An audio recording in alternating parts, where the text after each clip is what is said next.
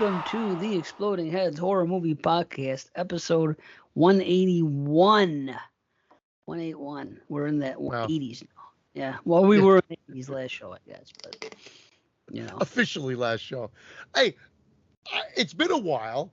So Yeah, we man. recorded, and then I was away for 2 weeks. Well, 2 weekends. I was away for a week, down in Myrtle Beach for so I'd like to say just total vacation, but it was vacation/dance competition for my daughters. Went really well. That's where I got this Jason guy sitting behind me. But Wow. I gotta tell you something. I You didn't made a see it. comment.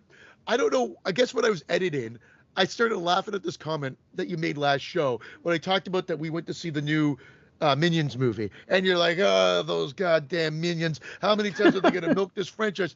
I'm like, we cannot complain about milking a franchise as horror fans. We cannot. You're like, "Oh, how many times?" I'm like, Friday the 13th. Nightmare on Elm. Every franchise that we know, how many times are they going to milk it? And they're going to go back and remilk it. Well, I was laughing my head off. I'm like, we can't. I get that point, but I guess I didn't really get into detail about what I meant when I said that. It was like this.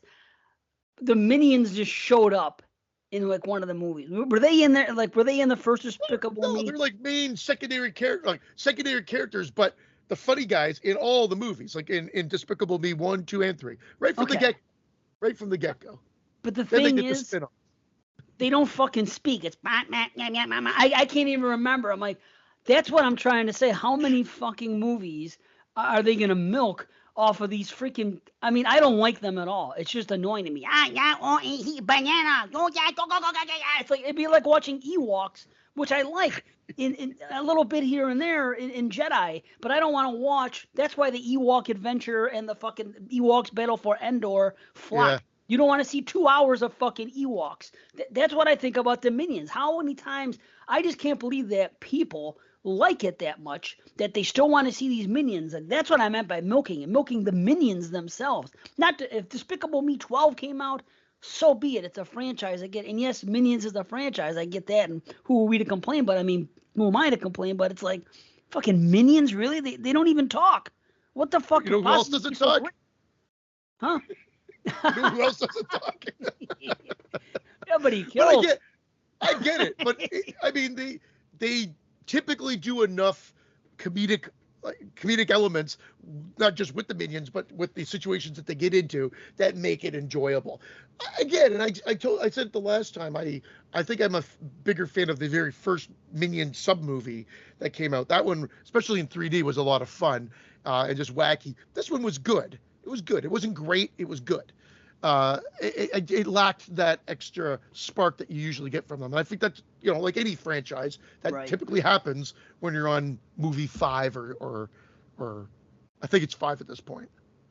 Okay, I just thought they would die out. I can't believe they got. I figured the first Minions when they got their own movie would be a fucking flop. Like when it first came, I remember hearing, "Oh my god, who wants to see?" Like I said, the comparison just made with the Kids. Ewoks. Yeah. I understand. I just didn't think it would get over to that extreme that they kept pumping them out. So I was like, man, is this ever gonna end with the Minions? A Despicable Me thing I could see, but those fucking yellow things running around, it'd be like watching fucking Mars Attacks, just the aliens for for a movie. Did a Battle of Endor flop? Or were those made for TV movies? One I for know sure. I know had they didn't both. make them more of them, but I wasn't a big fan. Even as a kid, I'm not. It wasn't because it was like wanted to see Ewoks go. I think they were just, fairly like I was surprised by the production value. They looked cheap for like a Star Wars, like a part of the Star Wars universe. TV, That's why I right? was like a little Right. hesitant when they've been talking, or Lucas, when Lucas still owned Star Wars, there was talk about a Star Wars show for years. I'm like, oh no, please no, because it will be like Star Trek. And sorry, Star Trek fans, but I am not. It's just boring to me. I can't get into that. Like, I have to have like that outdone movie style. And what I found with the Disney properties of these Star Wars shows, they're good. They're in some great. cases really good, excellent. But there's always one episode that you're like, yeah, this is exactly what I was like. They always have that filler episode, or that episode that that has to bridge, some of the more action-packed ones together. And again, you can't get away with that when you're in episodic TV in a sense. It's different. Yeah. A movie, you cut out that shit, you keep it flowing. Right, and it's a different world now. I mean, back when they made the Ewok movies for TV, that was a TV movie. Now they're watching something on TV, like especially a Star Wars property. It's going to be a budget of some sort, and it's a different world now where watching at home is almost as thrilling in some ways as was going to the theater because of the production values and just the 4K technology and this and that. So I get all that. Now Francesca came down here, and she said something the other day, and I wanted her to repeat it now because back to the franchise thing. First of all, Frankie, you know about these Minions thing that they just keep having these Minions movies now, right? Did you remember we used to watch the Despicable Me movies, right? Mm-hmm. Okay, what do you think about the Minions? What do you mean, like the movies? Yeah, did you see them? Do you have any thoughts on it? Were you asking me about the Minions? Well, I just wanted to ask you why you were here. But here's what I wanted. I know, right? I came down. I said good morning. You asking me why I'm here? Good morning. No, good morning. Christian says good morning. He wanted your input on Minions because we were talking about Minions. I want, it isn't that I wanted her input on something else. I was going to get to something you said a couple days ago. Because I said, how many times are they going to milk this thing? Those Minions, they don't talk. Oh, it seems like it's gone far. I can tell you all about it. What are you going to tell me? Go ahead. So, like, the Minions, I guess it was, like, really good with, like, box sales. Like, I guess, like, a bunch of people liked Minions, but now they're doing this trend where they're going to, like, the theater with, like, suits on. Like, it's like some kind of joke. Like, they're seeing some professionally made movie. They have suits on. People have gotten, like, banned from wearing suits because it's become such a huge controversial thing. Minion suits? Minion suits? Yeah, like actual suits. Like, who's wearing suits? The customers that go to see the movie? People on TikTok made this trend where they come in wearing suits and they all they throw popcorn everywhere. Just for Minions? Yeah, that's the whole joke of it. That's the joke? So there's a thing behind it? Okay. Well, there's she said something right there, but the reason I stopped you is this. I find that ridiculous, but okay. Whatever. They're having fun. People came into the Halloween movie wearing Michael Myers masks. Christian says the Crow came out, and when the Crow came out, my buddy went. I think I told this on the show before. He went dressed as the Crow. Yeah, people. We hadn't even seen the movie yet. It was the first. Yeah, they were excited. Yeah. People come as Michael Myers, he said, and that's true. They dress up as Myers to see Halloween, but that leads me to Halloween. That's what I was going to ask her about. The other day we were sitting here. And I don't know how it came up. It wasn't at the theater because the trailer for Halloween Ends came at the theater. And as soon as it came on, I plugged my ears, I put my head down, I hummed a little bit, I didn't look. You know what I'm saying? Whatever, so be it. I'm not going to see nothing. So just a teaser. Yeah, no, it was a full trailer. But would you okay, Frankie? What'd you think of the trailer? Without giving anything away. I think it gives. I don't know. I don't think it gives too much away, but it, already shows like the plot of like what's gonna happen, like I don't think you should really watch the trailer if you want to go in like open-minded, because it basically shows what the whole movie's gonna be about, like a chase kind of thing. Oh, I don't want. Yeah, everybody said that about the last one too, and then they were pleasantly surprised when it really didn't give it all away. That's what I said before. Right. See, that's what she just said. See, That's what she just said. I think they're milking Halloween, she said the other day. Because those were her words. Go ahead, elaborate. I don't know. I just feel like everything, like movies from like the 80s and 90s, and maybe even Saw. Like, I love like the old movies, but I don't know. Like all these reboots and stuff, I don't think it's necessary. I think it's just for, kind of the money. I like it. Stop hanging out with your dad. I don't know. It's just not good. And then they introduce all these new characters that weren't relevant before, like in Halloween. Like, just stick to like, I don't know. It's just weird. That's fair. There's a lot about that. I always say the more the merrier. Of course they're milking Halloween. They've been milking Halloween for ages, and now they figured they can get a new trilogy out of it. I like the reboots. I like the old movies. And they're calling this one Laurie Strode. Laurie Strode. I think I'm talking over her. I'm sorry. Well, it's because she can't hear you when you're talking. Oh, I'm so sorry. Hold and on, I think, again, I'm getting a delay too. Okay, so say what you're saying. Christian was responding. Oh, you would? She can't be on camera, but because she's in her No, bathroom. that's But I would say that's fine. unplug. No, I was just gonna say that Wait. they've always been milking it, and ultimately, I already feel like they're just saying that this is the end of the chapter with Laurie Strode, and then they'll figure out another way to bring Michael Myers back, They or will. some other Halloween thing for sure. Yeah. Well, but the thing is, I find these movies good. If I didn't find them good, I would consider them milking it because they're good movies. Like, you know what I'm saying? When their first run, they were milking it when they did 4, 5, and 6, as far as I'm concerned. They brought them back and they did it again. And then H2. See, I get that because to me, they weren't as good. I like what they've been doing with this Yeah. new trilogy. So that's why I don't think that they're milking it. Where you say that there are, but don't you think these are better than some of the other Halloween sequels and stuff we've seen? Yeah, but I prefer the old and the new. I don't know. I never liked any of these reboots. Like, Well, I think they should just leave everything in the past and just let it, age well, not have to bring it back just because, you want the extra money, you want like a couple more movies. I just think it's fine on its own, it's a business. I've mentioned this before as well. My son, who we allowed to watch Halloween Kills, don't ask, he wanted to watch it. We told him it was excessively gory and he doesn't like gore. So I just said, well, if you don't like gore, then you'll have to cover your eyes quite a bit in this movie. But that's kind of the fascination. That's how I was when I was a kid too, and scared of it. He can't stand the Michael Myers movies. Or I don't know if he'll like Jason much more either, because they're pretty much indestructible.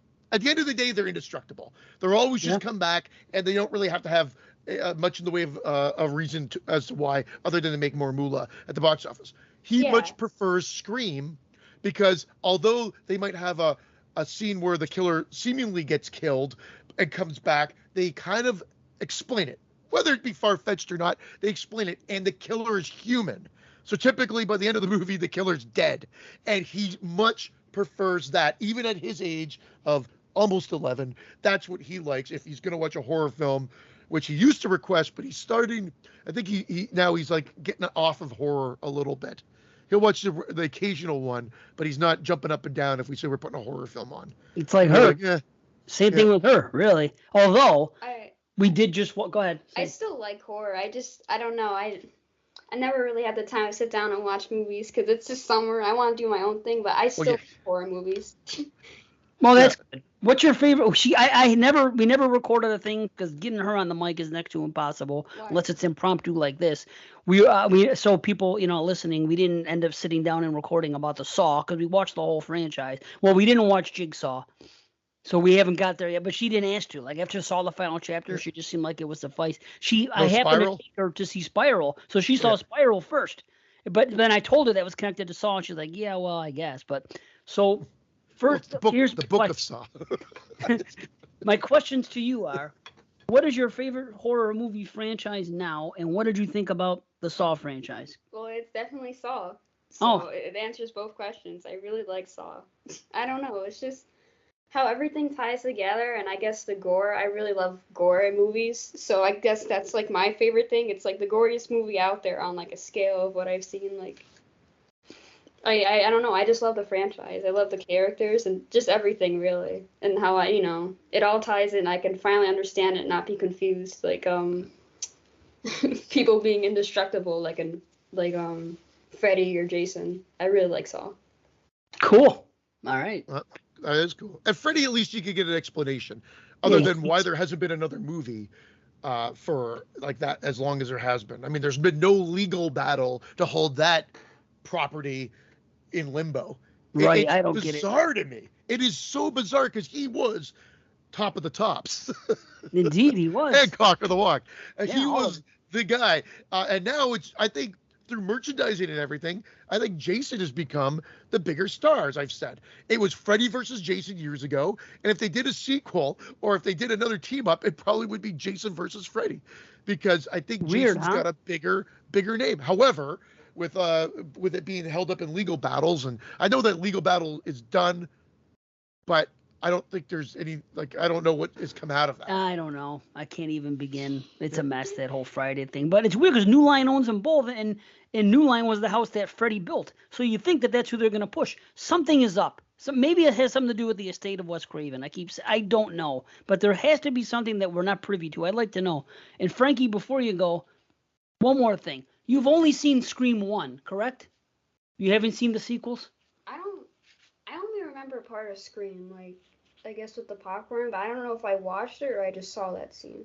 Or am I thinking of the wrong scene? No, That's you're right. the first scene of the Yeah. first Yeah, movie. I don't know if I watched Scream or I just saw that scene because you know how popular that one is. And you've never asked to watch it, which I find kind of interesting. Well, I don't know because I just watch whatever you want to watch. I don't really, sit down and think of what I want to watch. Well, you asked me to watch Saw franchise. Yeah, I didn't bring it to Saw you. sounds cool, and I just didn't think of Scream. I'd watch it, but I didn't think of it. Maybe we'll watch it and I'll see what you think about it. Because it's interesting, someone her age, to see Saw, to see Scream. You've seen Paranormal Activity. We went through all of them the one year, right? Yeah. You enjoyed them, right? Yeah. You've seen Friday the 13th. You've seen Halloween, except the zombies, which I'm now more comfortable showing her the zombies. What's wrong with the zombies? Well, Zombies, they were just very, very adult, pretty raunchy things. Yeah, but I've seen House of a Thousand Corpses. It was a little more, I thought. Didn't it seem like they were more raunchy than House of a Thousand Corpses? Well, definitely, and I think Yeah. Michael Myers was like just more vicious until the Blumhouse trilogy here, where it's almost like they took the Michael Myers from the zombie movies, at least his rage. His rage, yes. Which is actually ragey, and then put him into a different sort of movie. But ultimately, yeah, I would agree with that. For some reason, like I skipped over the zombie ones when we were going through the series with my daughter too, for whatever reason. I think it's like sexually raunchy in certain ways. Like I think about the Danielle Harris scene and the way she's talking in the first one, and I think about just certain things that are going on. And look, I remember when I saw a Zombies movie at the theater when it first came out, I almost felt like uncomfortable or like weird because how much cursing was going on in the first 5 minutes of this. Remember the families arguing and all this stuff, and there's F-bombs left and right, and it was just. I was like, what are we watching here? Because right. I mean, I liked Rob Zombie, but I'm like this, and again, then you're like, okay, this is a different thing altogether. It's his thumbprint right on it, and if you're not on board, then you're going to be disappointed. But there was a lot of those little things that I was like just iffy about, like watching the kid put the full-grown Michael Myers mask on, coming in when he kills his sister, looked really funny to me. Like he looks like a little person. Yeah, it's weird. It's also weird that we're having this conversation again, that because of the sexual aspect of the movie, we've shielded our kids from it. But the violence was fine. But I just want to reiterate, it was also the violent part too, because the zombie ones, as were the Blumhouse ones, were a little bit too, like Michael was just like, I didn't show Christian the zombie or the new ones at first. Right. He just, when we were watching Halloween Kills, when I was showing my wife, he wanted to watch it with me, with us. And I'm like, I don't know, man, it's really gory. And he's like, no, I could do it. And he was not happy with it at the end. And like I said, he doesn't like the gore. That's all, right? He didn't like the gore, but he just got pissed off. He's like, this guy will never die. And it made him angry. It made him very angry. Wow. And even after that mob beat him down, that he like gets up spring fresh. And he's like, yeah, this is stupid. A little ridiculous. At his tender age. It's funny. It's funny because that's what a lot of people will argue when they look at it, they take it at that, like, just at that level. But you can't disagree, really. I hear you, but I knew what they were going for. At first, it was a tough thing to see. The second time, I was like, okay, I see what they're going for and what they're saying. It's never gonna die or whatever. But now the thing with the Rob Zombie things and what you said about violence and sexual stuff. See, now again, I only have one child, and it's a female. So for me. She's a female. It's a female. I'm trying to be proper. How do you identify? Anyway, so what was I going to say? Okay, the thing is this. I never really shielded her all that much from the violent stuff. Once she reached like a certain age, she wasn't watching it at 5 and 6 from me. But I mean, later on, 10, 11, things, I wasn't really, that didn't really bother me. But the thing is, for having a daughter, I was never into showing her like promiscuity. Like Friday 5. Friday 5 was definitely, and the remake. You're like, well, yes, the remake. I don't think I've showed her that. It's a little uncomfortable. females behaving in that. Okay, not just females, but because I guess that's wrong of me to say, but she is a female. I wouldn't want her to see that and emulate it and think that's the way sex goes. You know what I mean? So that's what it is when you have a daughter.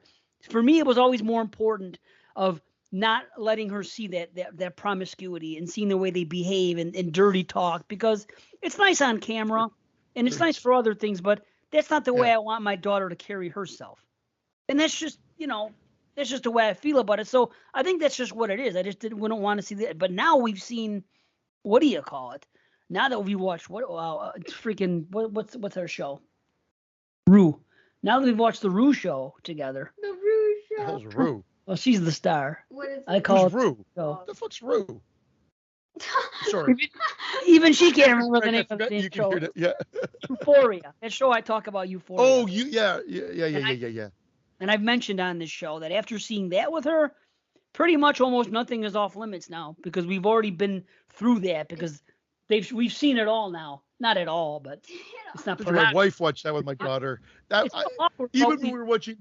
Go ahead. What Sorry. were we watching the other day? No, I was just agreeing with you. There was something else that we were watching.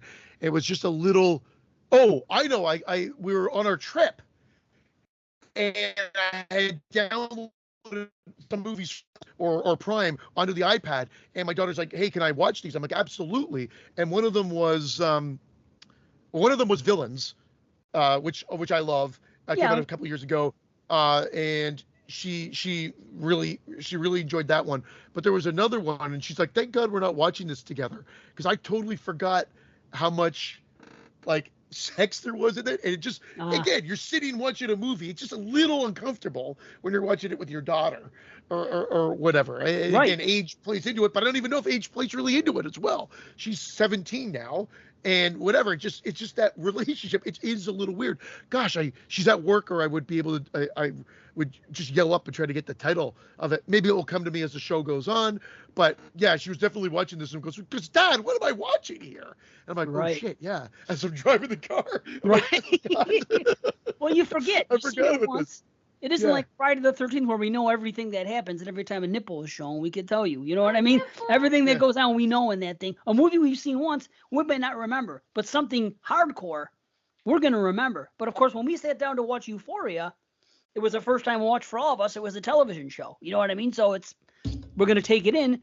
And, we were already into it. We were already into the show and we were enjoying it. Then some things go down. It's like this happens and this happens. And I'm like, yeah. And it is a little awkward, but that's all I'm saying is that now that we've already experienced that, I don't feel as bad about, showing her Rob Zombie's Halloween.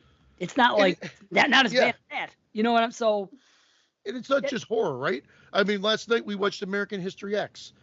Almost as a family. My oldest daughter went out with her friends. So we watched that one because my daughter got my wife one of those poster things for Mother's Day, and it has like movies to watch, and you scratch them off. Oh, and so they want to go. They want to go off. It's just like random. You it's all like little movie posters on there, and when you watch it, you just scratch it off and it makes it in color and whatever. So it's really kind of cool.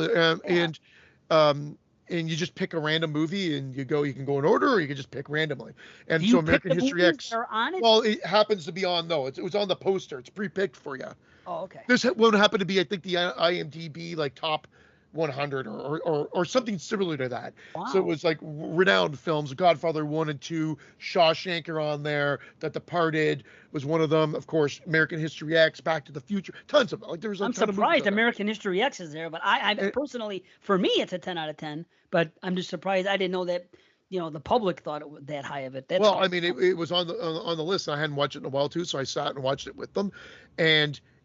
Great movie, but it's a hard movie to watch. It's a hard movie to watch and have discussions about because of the language. And I'm talking about the racial language used. So, loosey goosey, if you will, and whatever. Just like the reaction on my daughter's and my son's face. I'm like, yeah. I go, this is the reality of the situation. These are the characters that we're following here, and this is why it's hard. And they're like, well, it's difficult to root for anybody because of that until you see sort of the progression of where it goes and everything else. And I think it was just a different movie experience for them. But again, with the language, with the violence, because Kirby we're all doing this. No one. Oh yeah. and it's not even. It's more. Uh, they don't even really show you much, but the way that the setup is. It's kind of like what Deep Red has today. We'll talk about it later on today in Deep Red, but it's so like you just remember that it's ingrained in your psyche now as just being that much more brutal. And don't get me wrong, the setup is so brutal that you don't even need to see anything more because it's that bad. But also like there's sex and like a sex scene. Whoopee. Oh yeah. But again, it's just my son's like, oh, like I thought there wasn't any sex in this. Like, oh, there is, but like that's just when a man loves a woman. And you get into this discussion. When a man loves a woman, Veruza. So then that becomes part of the discussion, and then it gets into all the racial stuff that we have to deal with because man, oh man, and at the end it's a heavy movie. So God, I love it. Just decompress after that and just and talk about it. But I think the kids were kind of shell shocked a little bit just based on it. I don't know. Have I shown you that one, American History X? Oh well, you got to see it. That's all there is to it. Okay, I'm definitely sitting down and watch. She'll love it. Yeah, I know she'll love it. You want me to watch a movie with racial slurs, and you're gonna say I love it? Yes, you are gonna. Yeah, love but Francesca, there's a reason why. It's like you'll get it. You'll understand why it's about the characters that you're following, and obviously it doesn't paint them in a nice light at all. Yeah. I guess unless you're a Nazi skinhead. Yeah. Yeah. No, you'll like it. Trust me. You can trust me on it. It's a great movie, and you'll appreciate it. So, anyway, good morning, Francesca. Good morning. She came down to say good morning. I just woke up, and now I'm being provoked. Yeah, I know. Now you got American History X to watch and report back on. We gave you homework. Scream, everything. Right. Well, all because she said the other day about how they're milking the Halloween franchise, and I was like, wait a minute. These are good movies, though. But anyway, it's funny. It's funny from someone her age because we're not upset that they're milking it, and we grew up with it. We grew up with 1978's Halloween, maybe the greatest horror movie ever. And we're not mad about it. She says that. I mean, there's no way she can have. I know, I'm not mad. I'm not cursing up a storm. No. But I'm saying you don't have the reverence. You don't have the reverence for Halloween 1978 that we do. I'm sure you enjoy it. Yeah, I like it. I like it better than the new ones. That's as well you should. I get that. You're not usually you can't top the original. No. Usually it doesn't happen, especially if one's made and 30 years later you're talking about it. Yeah, that's what I'm saying. Right. That's why I don't think, You like Dr. Sleep, right? Yeah. Did they milk The Shining? No, but that was like a different approach. Like, I don't know. It wasn't like just The Shining. It was like all like a bunch of like other things. It wasn't like Halloween. Because there was only one movie. It wasn't like stretched out to like 2 or 3 movies. A movie coming out. I hear you. It was just a big project, I guess. I know. Okay, one more thing. What's your favorite horror movie now? I don't know. You don't know? Okay, last I checked, it was Us. That was a couple years ago. It's nice. And then Saw came in, so I don't know. I love all the Saw movies, but if it's one movie, it'd be Us still. Okay. I really dug Us, except for the ending. Kind of, I got to give it another chance because I enjoyed it. It was a lot of fun, but that ending kind of ruined it for me as opposed to elevated it. You're gonna hate the ending of Nope then. I'll tell you right now. That's my prediction. Right. Yeah, that's my prediction. I enjoyed the movie. I didn't really like Nope. Well, we're gonna talk about Nope later because the more. Is it a horror film? Not really. Oh, I think it is. It's like I don't know. I don't want to. We can't give anything away. You know what it is? Look at it this way. It's kind of like, you know how Shyamalan had Unbreakable and Sixth Sense and then he did Signs? Yeah. This is kind of his Signs.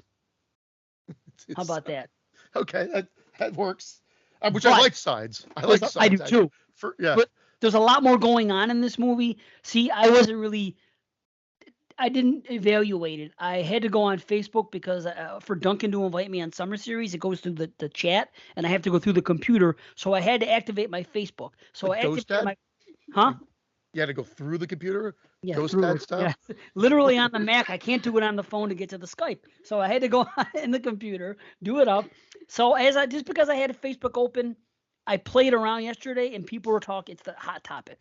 And people are talking about Nope. And the more I read, there's a lot of detractors, but the people that loved it, they're talking about the things they picked up on and the message of this and this and this. And I'm like, wow, okay. Because I enjoyed the movie for face value. I didn't get into all of what was going on with the messaging. But now seeing that, I'm like, oh, wow, okay. I have more of an appreciation already, and I want to see it a second time. And I think when I tell you things, you understand what I'm saying too. Yeah. Yeah. Even a question you had specifically about a character, there's a reason for that has to do with his actions now. But anyway, we can't get into spoilers. As of right now, do you recommend it? Do I recommend it? Yes. Yeah. Do I? Absolutely. Francesca? Francesca? It's okay. It's okay. I was kind of hoping someone would say nope. She That's loves what I was Get Out. going for. I know. She loves Get Out and Us, obviously. So it's like, but it's different. It's a very original story, but it's a very different thing than he's done before. I'm going to watch it. The downfall is there's another film that my wife really wants to see in the theater based off some really best-selling book, and she's dying to see it. She was supposed to go with my daughter last night, and then they thought they might go today, but we're celebrating it's my mom's birthday, and then it's my birthday later in the week. Yes, I said mom, because I guess you guys say mom? Frankie? Yeah, right? Yeah. Yeah. Mom. Yeah. Yeah. Well, see, I'll tell you this. It sounds all the same to me. I don't laugh about it because I think more people in the world say mum. I think mom is the minority. So I right? I thought mom was Australian. That's what I'm saying. More people know. I thought it was only in the UK. Yeah. I didn't know people said it in Canada, but they do. So it's Canada, it's the UK, it's European countries. So that's what I'm saying. There's more of that than there is North Americans or the United States specifically. So that's fun. I'm glad you guys finally wake up that there's more than just the States. Well, I know there's more, but I at least I'm a nice guy. I'm not going to make fun of something that I know. I'm the minority. If I'm the minority and that's the majority, who am I to make fun of it? I think it was Brandon that always used to joke about it. It's like, who you celebrating there? And I'm like, well, yes, it's odd to hear. When you hear mom, mommy, all your life, and then all of a sudden you're talking to people in your life and they're saying mum. When I would think of mums, I think of those flowers, mums. You know what I mean? And then you start hearing them. It's off-putting at first, like anything. So yeah. True. About Tuesday and Tuesday. Tuesday? Yeah, that's how British. Tuesday. British people say chew? What about schedule? I say schedule. Schedule. Yeah, I hate going to fit into my schedule. Yeah. I can't even do it. Like it's schedule. Like speak like normal people. See, they may be right though. See, that's the thing. I want to know. I think my dad did that. Majority rules. He would always correct me, and he's correct. This one is correct on his end. I always said coupon, like it's almost like the letter Q, coupon. I mean, it's just, but it like, would you expect anything different from me? It's just the way my mind works, and I guess my mouth, it's too fast, and I never I don't retain that stuff, so I just say it, and unless someone corrects me, yeah. I'm not. It's always good. It's just the way it is. Even all these years later, I recognize now that I will say coupon. Yeah, but when I was a kid, it was because my father corrected me when I was a teen. So it was like I was a teenager saying coupon. Still. I used to say coupon when I was young. Yeah. I think people said it more in the 80s. Coupon. I think my mother might still say it. I'm gonna find out. I think she says coupon. You think she says coupon? I'll ask her. Grandma, can you say coupon? Yeah. Oh, you can't do it that way. You gotta learn how to lead people in. You can't ask them to say it. You gotta. Wait, like 20 questions. What do women keep in their purses? In their purses? Yeah, coupon. You talking about coupon? How about that one, Jerky? Did he say coupon or coupon in that one? I don't know. What? How can I help you, sir? That is the greatest right there. The Jerky Boys. Oh. The terrorist pizza. Terrorist. That's the name of it. It's called terrorist pizza. It's when the guy, my wife, they all start throwing up, and he calls the pizzeria, and the guy, he tries to give him a coupon, and he goes, you were talking about a coupon? How can I help you, sir? Oh, it's good. My wife, my family, they're sick, they're dying. Oh, the fava beans. Yeah. I got those fava beans. Oh no, wait, no, that's not the fava beans. That's a different one. That's the terrorist pizza. Terrorist pizza. Yeah. See? Yeah. Is that what you said? I'm sorry. I Yeah. had fava beans in my head, but no, you're right. It's you talking about coupon. How can I help you, sir? Yep. Amazing. Amazing stuff. Yeah. The WWE. Oh! Oh, that was a prank. The WWE fan club. Listen to what happened now. The other night we're watching wrestling from 1987, and you can't see Why? this anywhere, right? Because this is what we do. We started in '84, and we're watching. We're going through it all because we don't like the modern products. And we're reliving the stuff we love. So we're watching the show that we would have watched in 1987 on a Saturday morning. So we're watching it, and they have a thing on there, and Vince McMahon comes up and he says, we now have a WWF fan club, and a number comes on the screen. And every time a number comes on the screen from anything in the wrestling days that we see, we always call the number. it? Seriously. So we called the number. And I'm telling you, every time we call a number, it's a recording or it's this or it's that, or sometimes it's not in service. Somebody was actually on the phone. And we told them about it. And my brother was like, he goes, I just saw this guy on TV and I forgot. I recorded it, but it's like a 5-minute thing. I can't play it now. Yeah, he's using your name. And he goes, we're looking for WWF fan club. And they go, no, this is, what were they, laundry or something? No, A church. I don't know. I thought. Wasn't it a Jewish something? Laundry church. No, it was a Jewish, I got to find out what it was. But either way, Jewish I have laundry the church. recording here. But he's talking. Here's the best part. At first, a guy answers the phone. And my brother says, is Vince there? Right? And the guy says, yeah, the guy's name happened to be Vince. And that part I didn't get recorded, and I wish I did. But he got frustrated, and he ended up passing the phone to this woman after a few minutes. And then my brother explained everything to her, and then went back and forth. And some of the stuff she was saying was hysterical because. And then at one point he goes, you know Hulk Hogan? She goes, no. Or something. But anyway. This went on for like 5 minutes. I wish I could find the finer points of it and play it on the show, but it ended up turning into this whole thing. And she's gonna report them or something because it came on my television. We're watching wrestling, and it came on. It said this number was the WWF fan club. You're saying this is for your place? Well, they're using your number. Send it to me, and I'll try to edit it into the show. Right? Yeah, I will. Don't quote me on that, guys, because if it doesn't come to me, it's not going to be edited into the show. There you have it.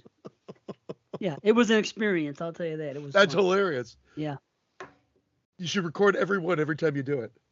Oh, we do it any chance we get. Usually nothing happens though. And anytime somebody calls me, I'll mess with them. You know what I mean? Those people that want to give you the warranty on your car and this and that and the other. I always mess with them, and they end up hanging up on me because I've punked them.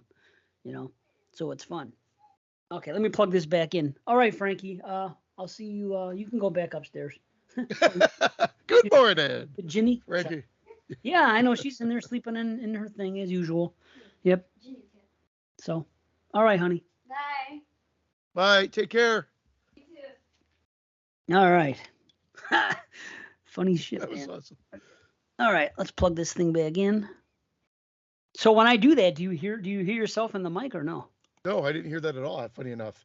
I don't I'm know. wondering if it's because it's just you and I. I don't know. Maybe that's it's a non-issue. Mom, maybe I don't need to wear earbuds. Imagine that. Shit, that'd be cool. Of course, now the damn thing won't work, so I might be stuck not using it. Yeah, it's not working now. No, of course not. Sorry, earpods. Well, don't worry. You don't have to. I'm not getting any feedback. Hopefully, it's the same on your end. But it's so far so good, man. So far, so good. I was trying to think of that movie while we were talking, and I apologize because whenever I do this all the time, so I'll explain. I think I said I think I said Francesca, but I might have said Francisca because there's a customer I work with. Her name's Francisca, and when that happens, wow, I do that. There's a girl that also is a customer, spells her name exactly like my daughter. Exactly. My daughter's name is Alyssa. She goes Elisa, but it's not. Elisa would be spelled a totally different way, in my opinion. Okay, she spells it exactly the same way. Let me ask you this. Elisa. Okay, let me ask you this because I don't know. Is this girl's name? Well, both. They said they both spell the same name. Is it spelled with an I? Is it Alisa? No. It's a So Y? it's Lyssa. Okay. Both. Yeah, see, that doesn't make sense to pronounce it that Yeah, way. in my Yeah, opinion. Lisa. If Like it was unless I'm, Lisa, I was gonna say unless I'm wrong, but I'm not wrong because I know her email. I've known her for a few years now, so it always throws me off because I'm like I'm gonna say her name wrong because I'm just so used to. And then we have another girl in her sister company because we merged a little while ago, right before COVID or right at COVID. We merged and went through this whole thing, and her name's Alicia. So every time she talking to her, I'm like, Alyssa, and I'm so sorry. She's like, don't worry about it. And I've known her for a long time too, because from even my previous gig at the other circus, I worked with her and her father years ago. So it's just funny, but it's just the way my mind works. So I think I was like, did I say her name wrong? So apologize for me if I did. I think I said Francesca, but I'm not entirely sure. Okay. Yeah, I would have noticed. Even I think I was like, if you see my face reaction in the video, I'm like, did I say that right? No, I notice everything that's said wrong, just like Brandon does. We all. Oh, but like I told you, you guys are like my kids. If you one thing is mispronounced a little bit, boom! It's like, I even know when I do it. I'll say something and I know I've said it wrong. I'm like, and then someone usually says that I've said it wrong, and I've already like, yeah, I know. I don't know why he said that, or I do that a lot. I combine two words. Of course, I'm so effed up. I do that. I don't sleep right anymore, so I don't even know. Why are you so effed up all of a sudden? Well, because I don't get good sleep. Because on the weekends, where I used to catch up on sleep, I can't because of this damn dog. I'm sure I've already told the story with the dog and shit all over the basement floor. I gotta block it, and she wakes me up in the morning, and this and that. This fucking dog. Well, the dog, nothing can come easy with this dog. Nothing. You talk about wrench. She is the freaking well, boy, what a wrench she is. Holy cow. This dog has made my life difficult since the day she came into my life. It's true. That's all she does is freaking give me stress and freaking and mess with me. Poor dog, though. It's cute. And you know what? I just want to tell the listeners, I promised you no more cat stories. So what we've done is we substituted it with a dog story. Yeah. F you all. It's upsetting though because the dog. You know what you should do? Just put a mud flap, tie it to him, let him wander free. That fucking dog. The old Dave Z mud flapper.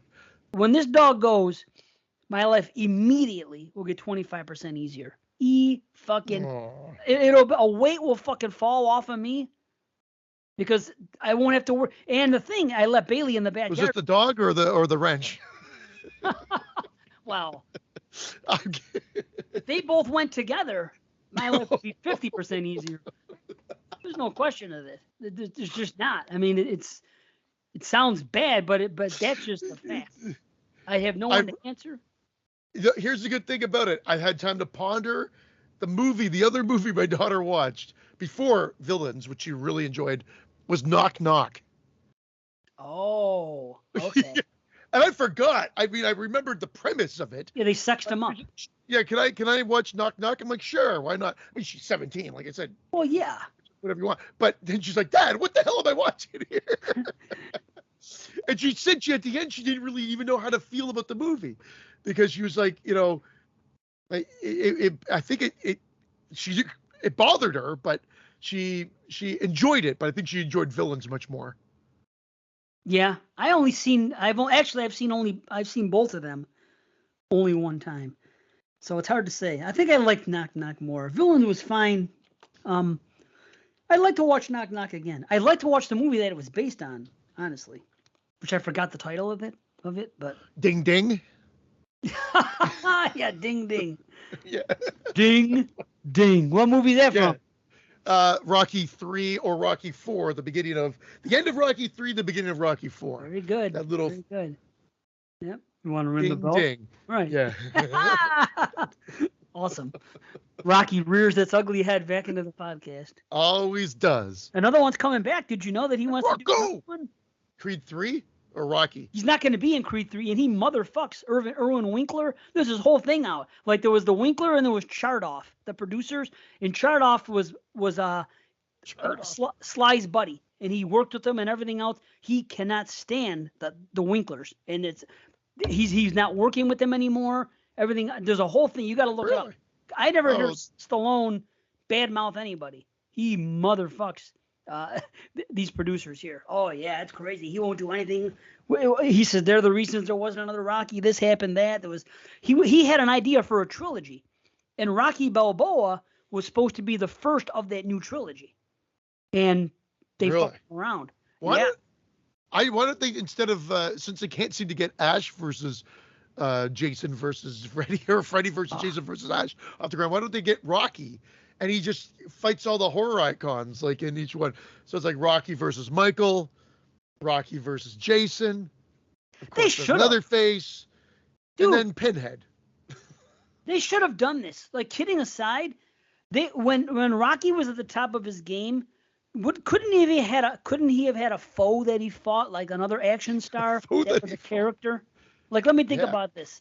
Like, Horror there an- icons, man. like Schwarzenegger. Well, that wouldn't make sense. I'll tear your soul apart. Hey, yo, I'll be the judge of that. I guess there was nobody else, right? Sorry, everybody. Yeah, but Rocky, yeah, there was no other star. Like Schwarzenegger, you can't have Rocky against a Terminator. I'm talking about someone who was a fighter or an ass kicker. You know what I'm saying? But I guess there was nobody else, right, at the time that he could have fought. So I rewatched Creed 2. The pacing in that movie is a little off. Really? Something just doesn't resonate. And I was so looking forward to seeing that because I remember it being like a kind of like Rocky 4 Part 2 in a sense. Correct. Because of the fact of Yeah. they just somehow they missed the mark. You know, when you feel like the elements are there, but something's just not working. Right. That was Creed 2 for me. Wow. I know Brandon was a huge Creed fan. I like the first Creed. Me too. But like them both. something, yeah, I don't know. Seeing Creed 2 again, I just was not. It's all right. It's all right. Right. It's not good, not great. Interesting. I was equal. I saw them. I've only seen them once each, but to me, I had them at the same rating. I enjoyed them both thoroughly. They were really good. 3's coming out. Balboa was not going to be in it. Again, it's that issue that the guy has with fucking the producers and stuff, so that he's not even going to be there. But you know, my father still thinks that fucking Ivan Drago was a robot. It came up in conversation again. Yeah, that's fucking hilarious. You can't get so it that's through. why you might as well fight. How are they going to do a Rocky now? Come on. Now it would be ridiculous. Like people said that when he did Rocky Balboa, that was agree. 2006, but I swallowed that hook, line, and sinker. It was great. I love that. I There's agree. some good motivational speeches, and it was good. It was the way he did it was great. Now I'm just thinking. Now you can only be Mick. He had to be in Creed 3. Now that he's not in Creed 3, and they don't pull him like he dies in it or something like that, like they did with Rocky 3, then I don't know what he could do. But they can't do another. Unless they de-age him, which then is just stupid. Right. If they do the de-aging process, and then might as well just make it a cartoon. They can't do that. At this point, you make them fight the horror icons. Clash of the Titans. It's a cartoon. Rocky versus Rambo. I don't want to. I don't want to see horror icons fight other people. Each other is one thing, and I'm not even a big fan of that.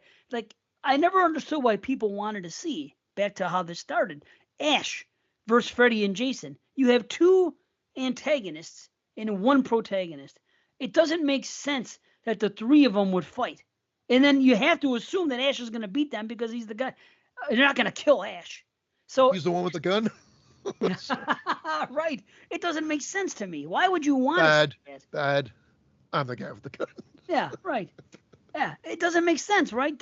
I don't understand why people would want to have seen that. It just doesn't. It never made sense to me. Ash versus fucking. Although the comic was entertaining, both of them, the Nightmare Warriors and the original series, like there's like 6 comics in each series, which sell for a ridiculous price. If you don't have them and you're looking on eBay for them, they're ridiculous. Yeah. The price is ridiculous for a series of comics. Speaking of ridiculous prices, yours are good. Yeah, just shoot it to me. Well, you're not going to care, and no one listening is going to care, but I just recently discovered this, and I don't even care, but I just picked up on it. You know, Spice World? You can't get that movie for less than freaking $30 on DVD anywhere.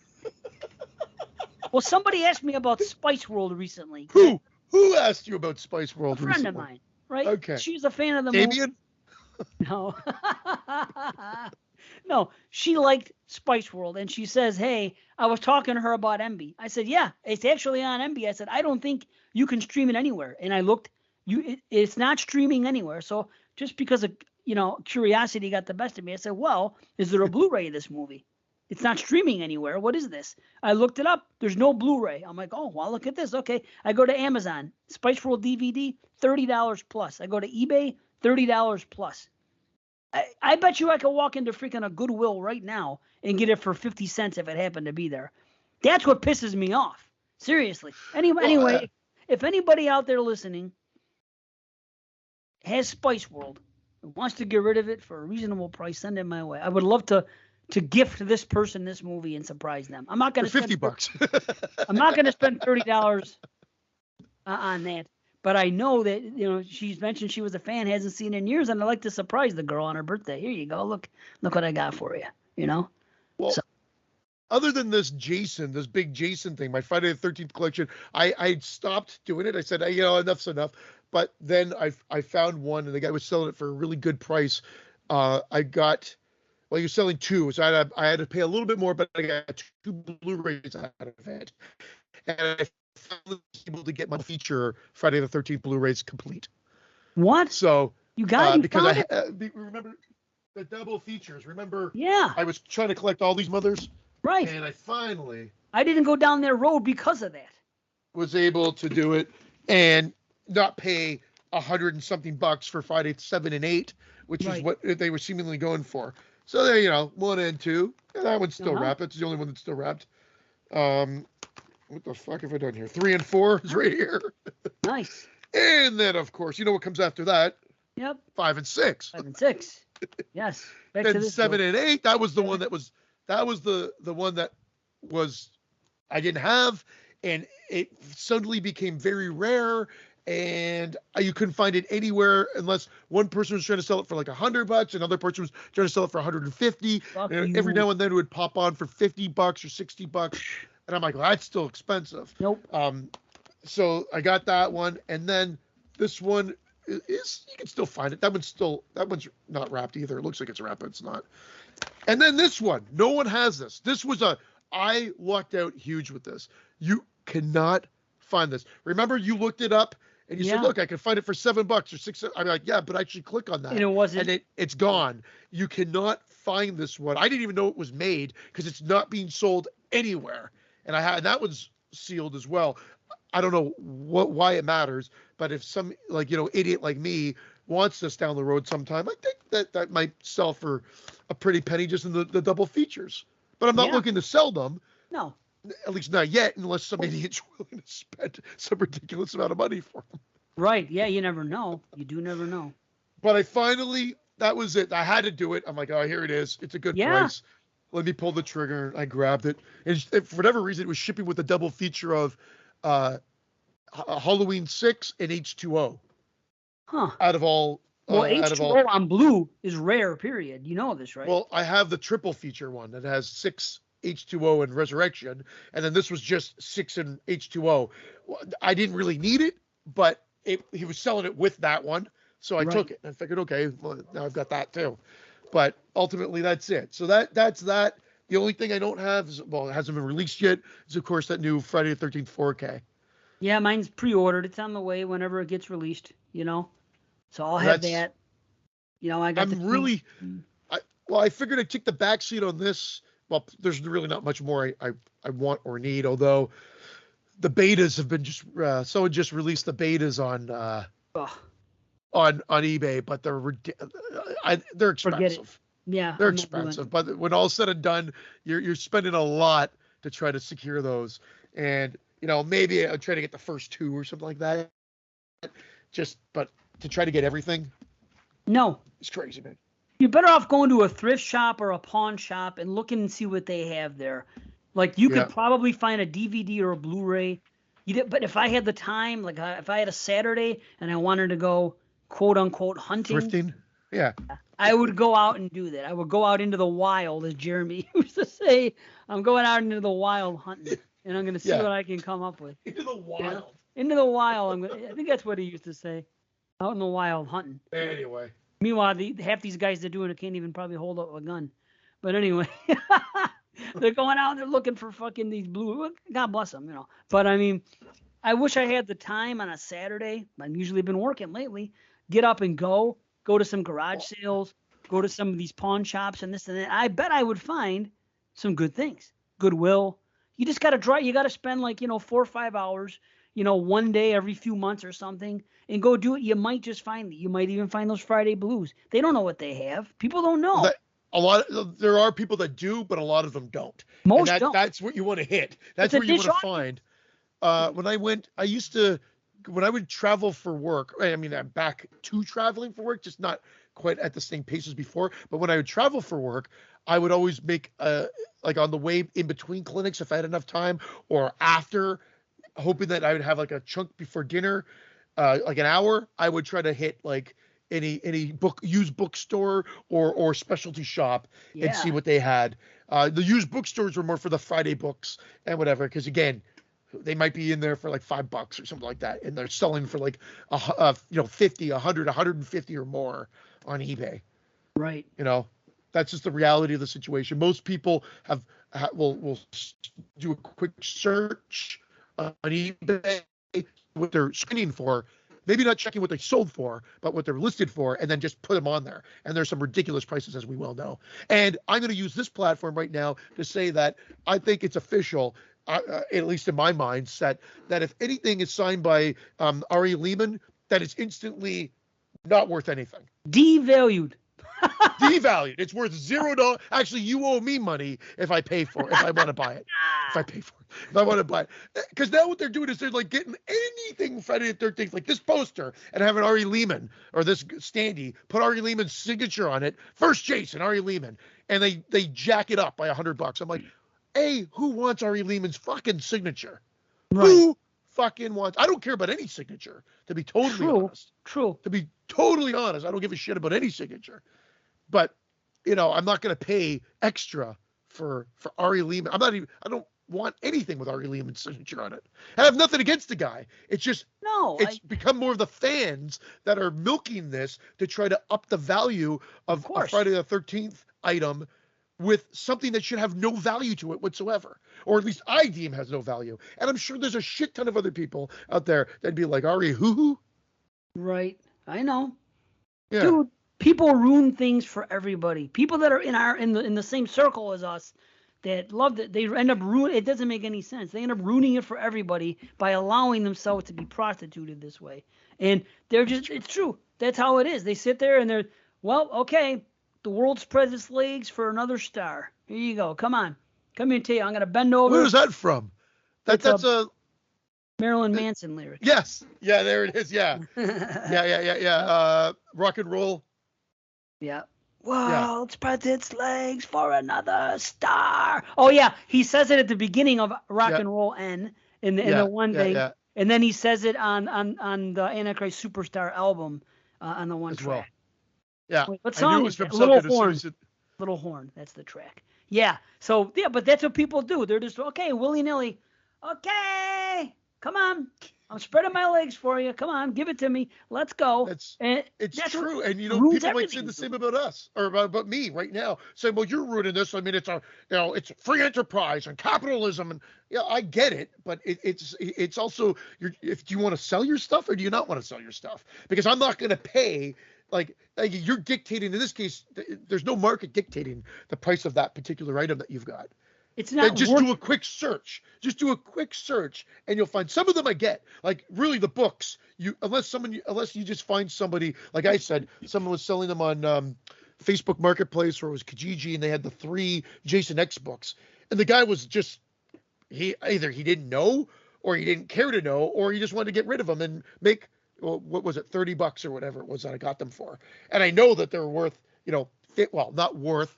That they could be sold for 50, 100, or 150 each. Okay. They could. But they should. Now, why would exactly? Why?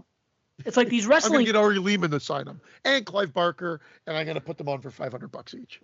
Dude, it's like these wrestling.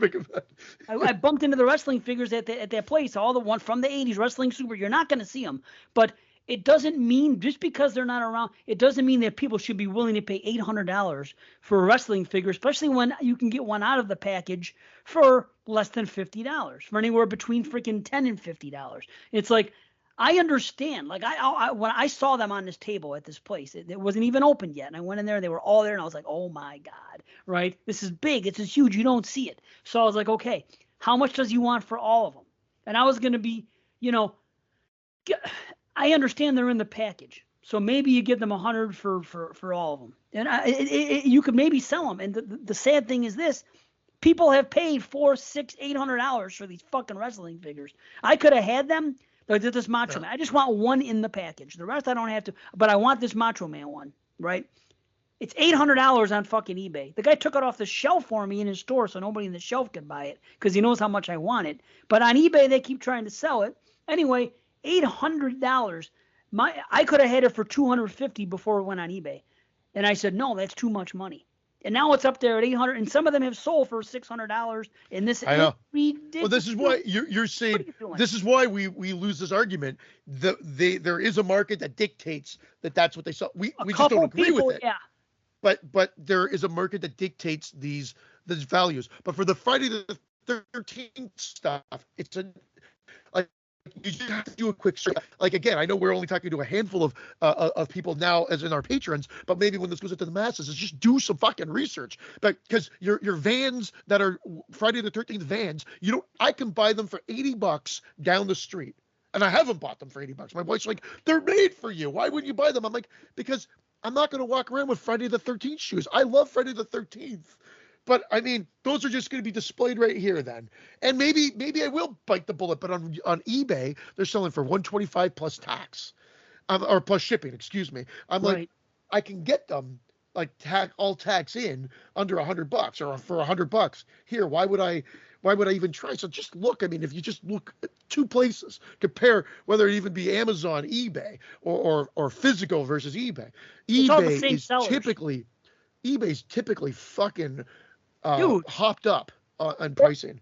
See, okay, I have a different take. I think it's a fucking monopoly because everybody that's selling on eBay is also selling it on Amazon. You could look and see the name and see they have their store, and it's this and this, and this is the problem with capitalism. And I don't want to get into political shit, but I have a big fucking issue with it, and always have, because on the outside it looks good. It's the same thing with fucking communism. People have this and this, but when you get into the finer points of all these different things, it all sucks. Capitalist, communist, fucking terrorist, it all ends up being the fucking same at the end of the day. It's a bunch of shit. People don't know what they're doing.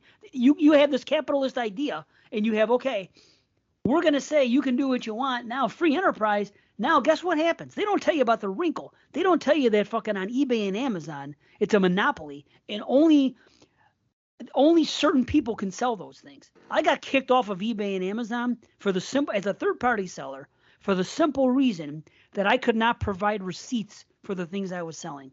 That's how they were able to weed out the third-party sellers on eBay and Amazon. And I know for a motherfucking fact that their power sellers on top, the ones that have the stores and that have them on eBay and Amazon, are also doing the same fucking shit. And I know they cannot provide receipts.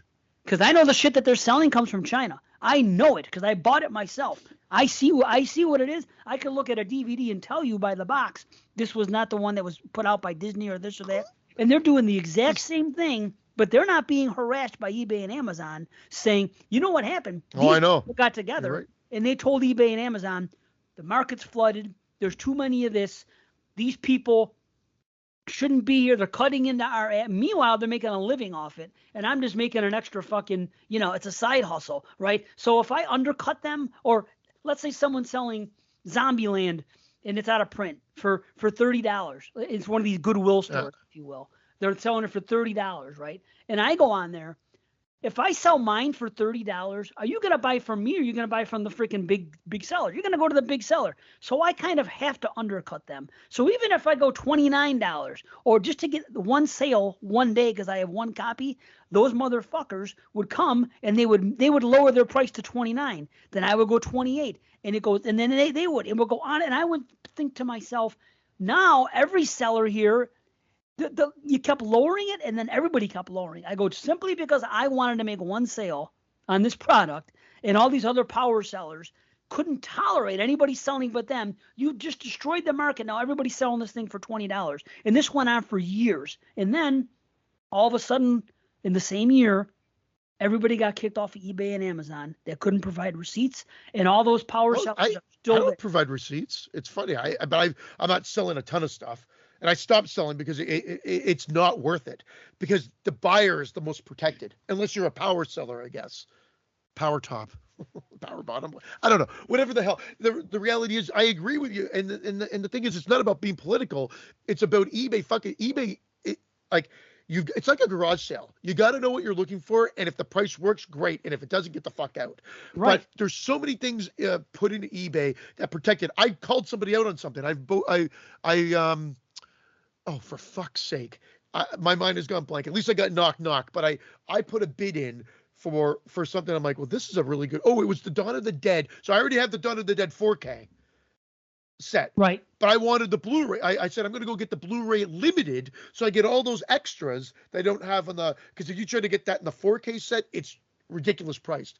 Well, I bid for something and got it. I thought I was going to win it, getting it like 50 or $50. And I'm like, oh my God, I'll have the best of both worlds. I'll have the limited 7-disc set with all like the books in it and all the extra, the soundtrack, extra features. I have my 4K other box set. So great, because I'm a huge fan of the movie. Why not? They had auto bidder, no feedback, zero feedback. So you know that's bullshit. You know it's fake. Right. That ranked it up so that it got priced out, and then that person won the auction. So I went to a maximum of $50, right, or whatever it was, right? Whatever I went to maximum of course, their maximum was 52 or 50, whatever it was, and they won it. I reported it because I looked at it was relisted immediately. Of course it was. It was relisted immediately. Shady motherfucker. By the same, and I put it there, and eBay's response is, you will not know the out. Please do not submit multiple ones, because that will just hold it up, and you will not find out the outcome of this, because we have too many things. So it will never be dealt with. I don't know if it will ever get dealt with. No, it's bullshit. That is what I hate about eBay. So there's that aspect of it. So you almost don't even want the auctions, because most likely you'll never win them. Or they've got auto auctions that they say they're against, but they're not. And that will just jack up the price. So just, if you only want to spend $20, only spend $20. So the buy it now is at least the way to go. But we also get dinged in Canada, because usually the shipping rate and then the import rate might be higher. But if I put my address to you, I can get it shipped to you probably by media mail for peanuts. Right. True. So I also look for the shipping included, which is what I got, the deep red that we're going to talk about a little bit later. This was all shipping included. Awesome. All of them for Blow It Out of Here. And typically Blow It Out of Here had decent enough prices, but they're not always great, because they'll list some of the ones that are the single disc as the limited edition. And so you've really got to look, and then sometimes you can't get an answer because they're too big, so that they won't be able to answer your questions to confirm if you're actually, they want you to buy it and then have to return it if you're not happy. And I don't want to deal with that. I don't want to deal with returns. It's capitalism. Anyway. Worst. No, dude, the whole thing pisses me off, because again, I used to sell, but just as a consumer anyway, and my views on this shit, it's so crooked. And you notice, see, I want auctions, although not a situation like that, of course, but you know, like, okay, I'll go back to the Spice World thing. Everybody was selling the Spice World. Thank God. Minimum $30, right? But $30 or plus, 35, 50, or best offer. So I sent every one of them a $10 fucking bite. Got declined on every one. And I wanted to message them, because this is what these people do not understand. Nobody is going to pay that money. And you notice there is never an auction, because if you open that up at a 99-cent auction, it's not going to go to fucking $30. So they would rather sit on it and keep relisting it for eternity than bite the bullet and just say, you know what? This thing's been sitting here all this time. No one's going to buy it. Everybody's selling it at this high price. Let me just sell it for $10 and get it off of my hands. At least have some in. Nobody has the presence of mind to understand. Even the sellers, you're there to make money, and you're going to hold on to it like it's your balls, and freaking just believe me, you are never going to find 30 people that are willing to spend $30 for Spice World. It's true. You're lucky to find one in the world. Look at You this know what one. I'm saying? This one's $109 plus $16 shipping or best offer. What's Put this? best offer is $10. Spice World. I bit the bullet and had to go in. All of them are over 40 something bucks. Yeah, Here's the first one. Oh, DVD and artwork only, no case. Oh, well, I can take that one. How But much? it's still $40. Yeah, By the time you. $27 plus $21 shipping. Yeah, come on. So the shipping would probably be cheaper for you. Yeah, Again, it's still $27, which I'm not going to spend. Yeah. I'm not doing it. A $10 thing for fun. Hey, look what I found for you. Buy it now, pre-owned, $26, no shipping though, to me. So that might be for you. But you're right. It's still way too much money. Nobody is going to buy that. I'm telling you, and you see this all the time. If you have any, list it as an auction, and then see what it's. You want to know what the going rate of something is? List it at an auction and see what happens. That's what pisses me off. These guys are going to sit there and hold it. They've amassed us some money. They got some stock now. They're going to sit there, so nobody can have it unless you bite the bullet and pay a ridiculous price. And the problem is, if anybody out there does pay that price, it's their business. But as you know, talking about strictly, from financially, shame on you, because you're the ones that are permitting these people to do this. It's the same thing that people say about when they have limited Blu-rays and they come out and they jack them up on the fucking thing. And I get it. That's not cool either. Don't give in to the scalpers, and you don't have to worry about it. How are you going to teach them a lesson if you keep freaking spreading your legs for them? Well, but the downfall is no one's going to, it's constantly going to happen.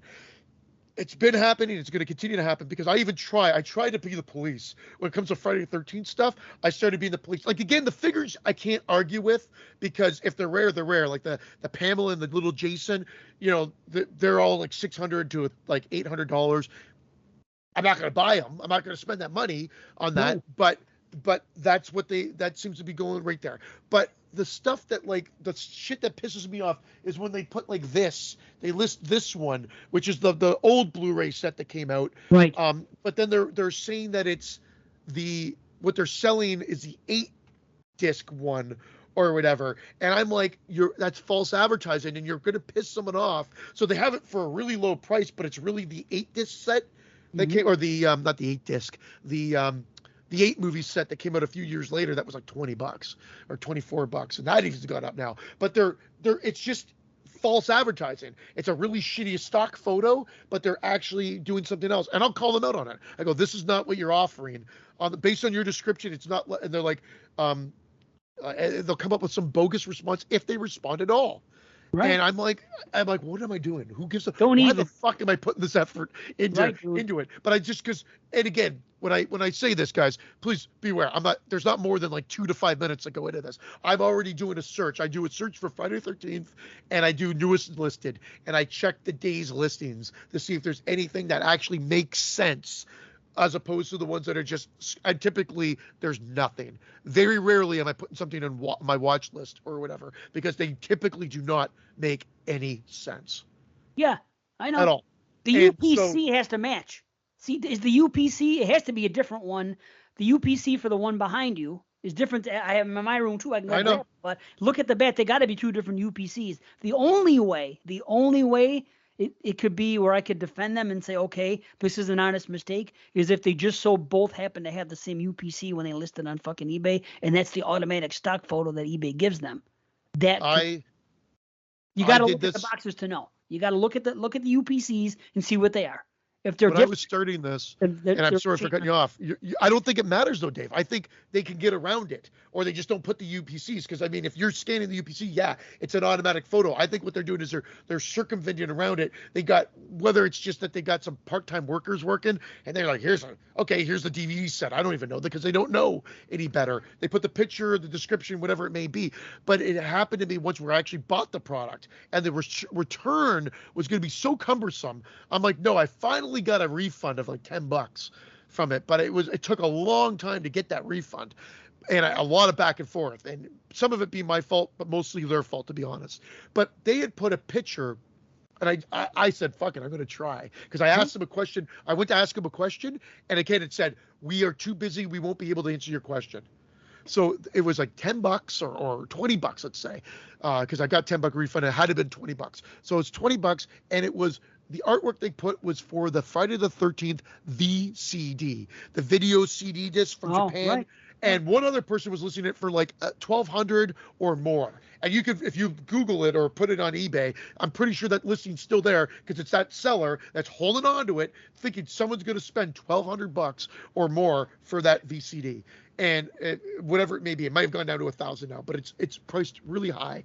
And I'm like, holy shit! If this happens to be that would be ridiculous. Right. I bought it. It happened to be an import DVD of Friday the 13th, like a regular one. The one, like one of these, I think it was. Did you already have it?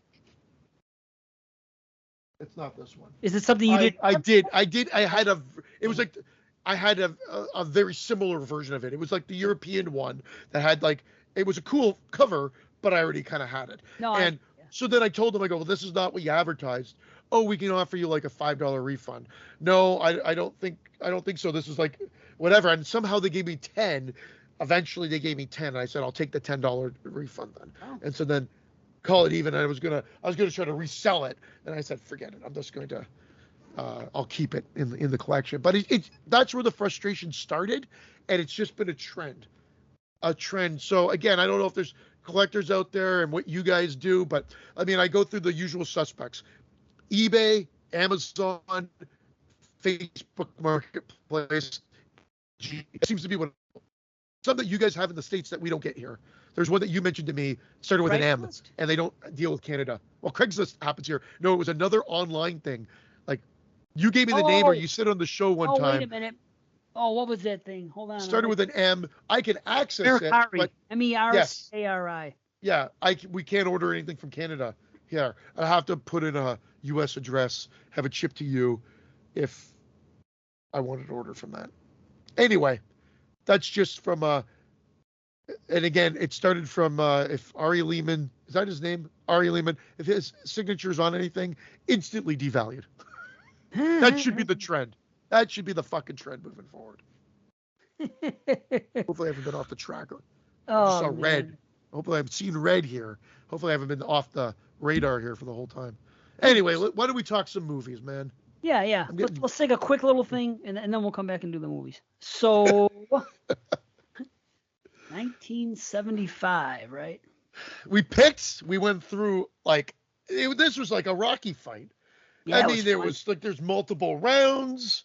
Yeah. And what I thought, here's what I thought. I thought what's going to happen is if we just put 4 movies out there, Deep Red and Shivers are going to win. Hands down. So we said, why don't we put Deep Red against Shivers so that we can not weed one out, because it's not like I don't want to do one of them. I just didn't want to make it easy. Right. But no. Deep Red cleaned up. And boy, did it. I thought Stepford Wives was going to win at one point as the second movie, but me too. It ended up being a Trilogy of Terror. Yeah, the thing is this: a Trilogy of Terror is a popular movie, but it was close anyway. Yeah. I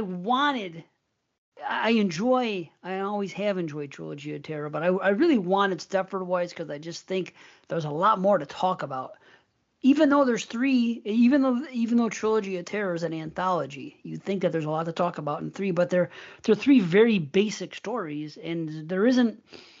I think people sometimes just vote based on how much they like the movie, and not so much what's going to be the best movie to review. I don't know. Well, I mean, it is what it is. It was short. We always talk about short, and God True. damn, was it short.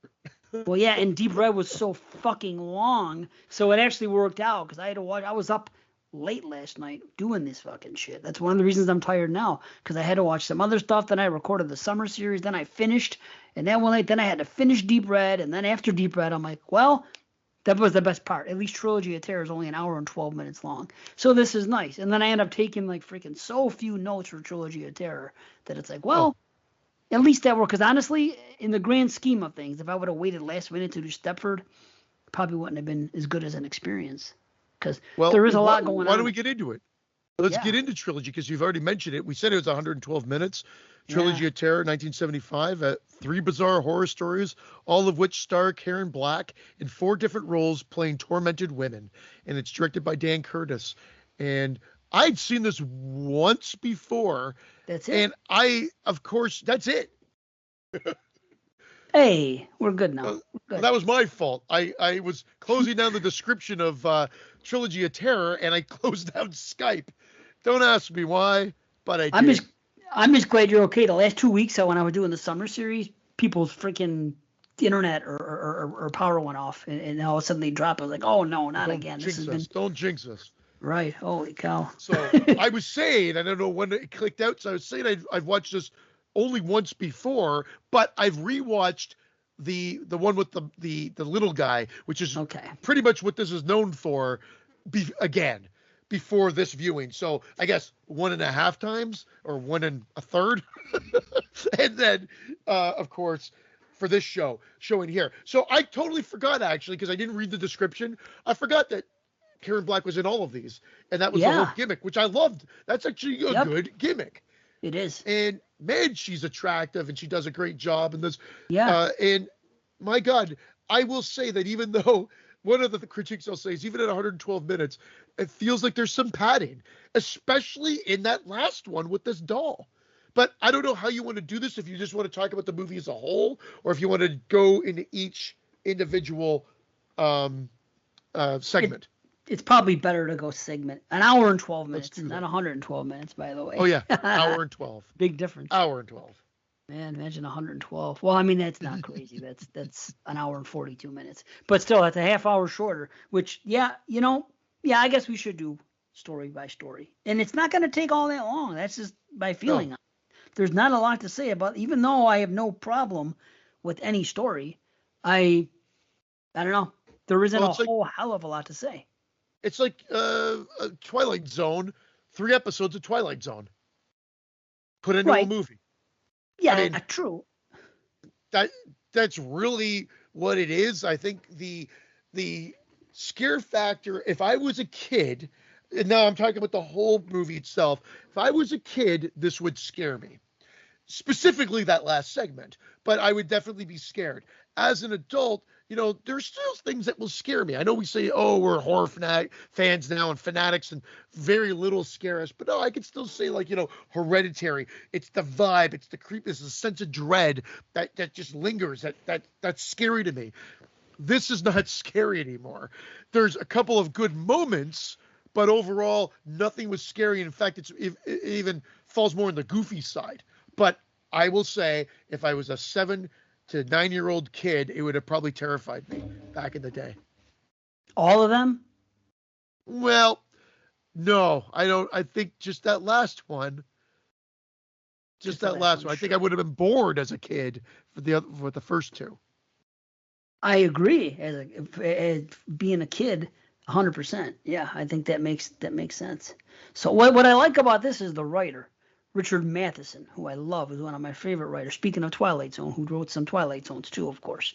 But he wrote the Josh short. 3D. Oh yeah, of course. I can't forget that. He wrote the short story for the first segment, Julie, but he actually wrote all the teleplay, the whole thing for the other two. Somebody else wrote the teleplay. William F. Nolan wrote the teleplay for Julie. But these are all three. These are Richard Matheson actual stories. And you know what? That makes sense with what you're saying with Twilight Zone too. So, but by the way, you got to get the Blu-ray, because if you don't watch it on Blu-ray, it's only on Prime, and the quality is not all that good. And I'm not saying the Blu-ray quality is great, but it's definitely an improvement over the way you're going to see it streaming. I'll tell you right now, because it's made for TV, movie, and it's, it's only on Prime. I think it used to be more readily accessible. It might have even been on Shudder. I don't know. Might have been on Tubi, I think, too. But it's, yeah. And there's a sequel which came out like many years. I think it was in the late 80s, right? I believe. 86, and I enjoyed it. I saw it for the 86 show when we did it on 22 Shots, I believe. And it made my top 10, I think. And it was another female, not Karen Black, another female that was in Karen 3 White. different stories. Yeah. Nice. Betty White would have been a funnier joke, I guess. Yeah. Betty White. Imagine that if she was in it too, against the Zuni fetish doll. Betty White. Call an ambulance. Oh, that'd be great. Yeah.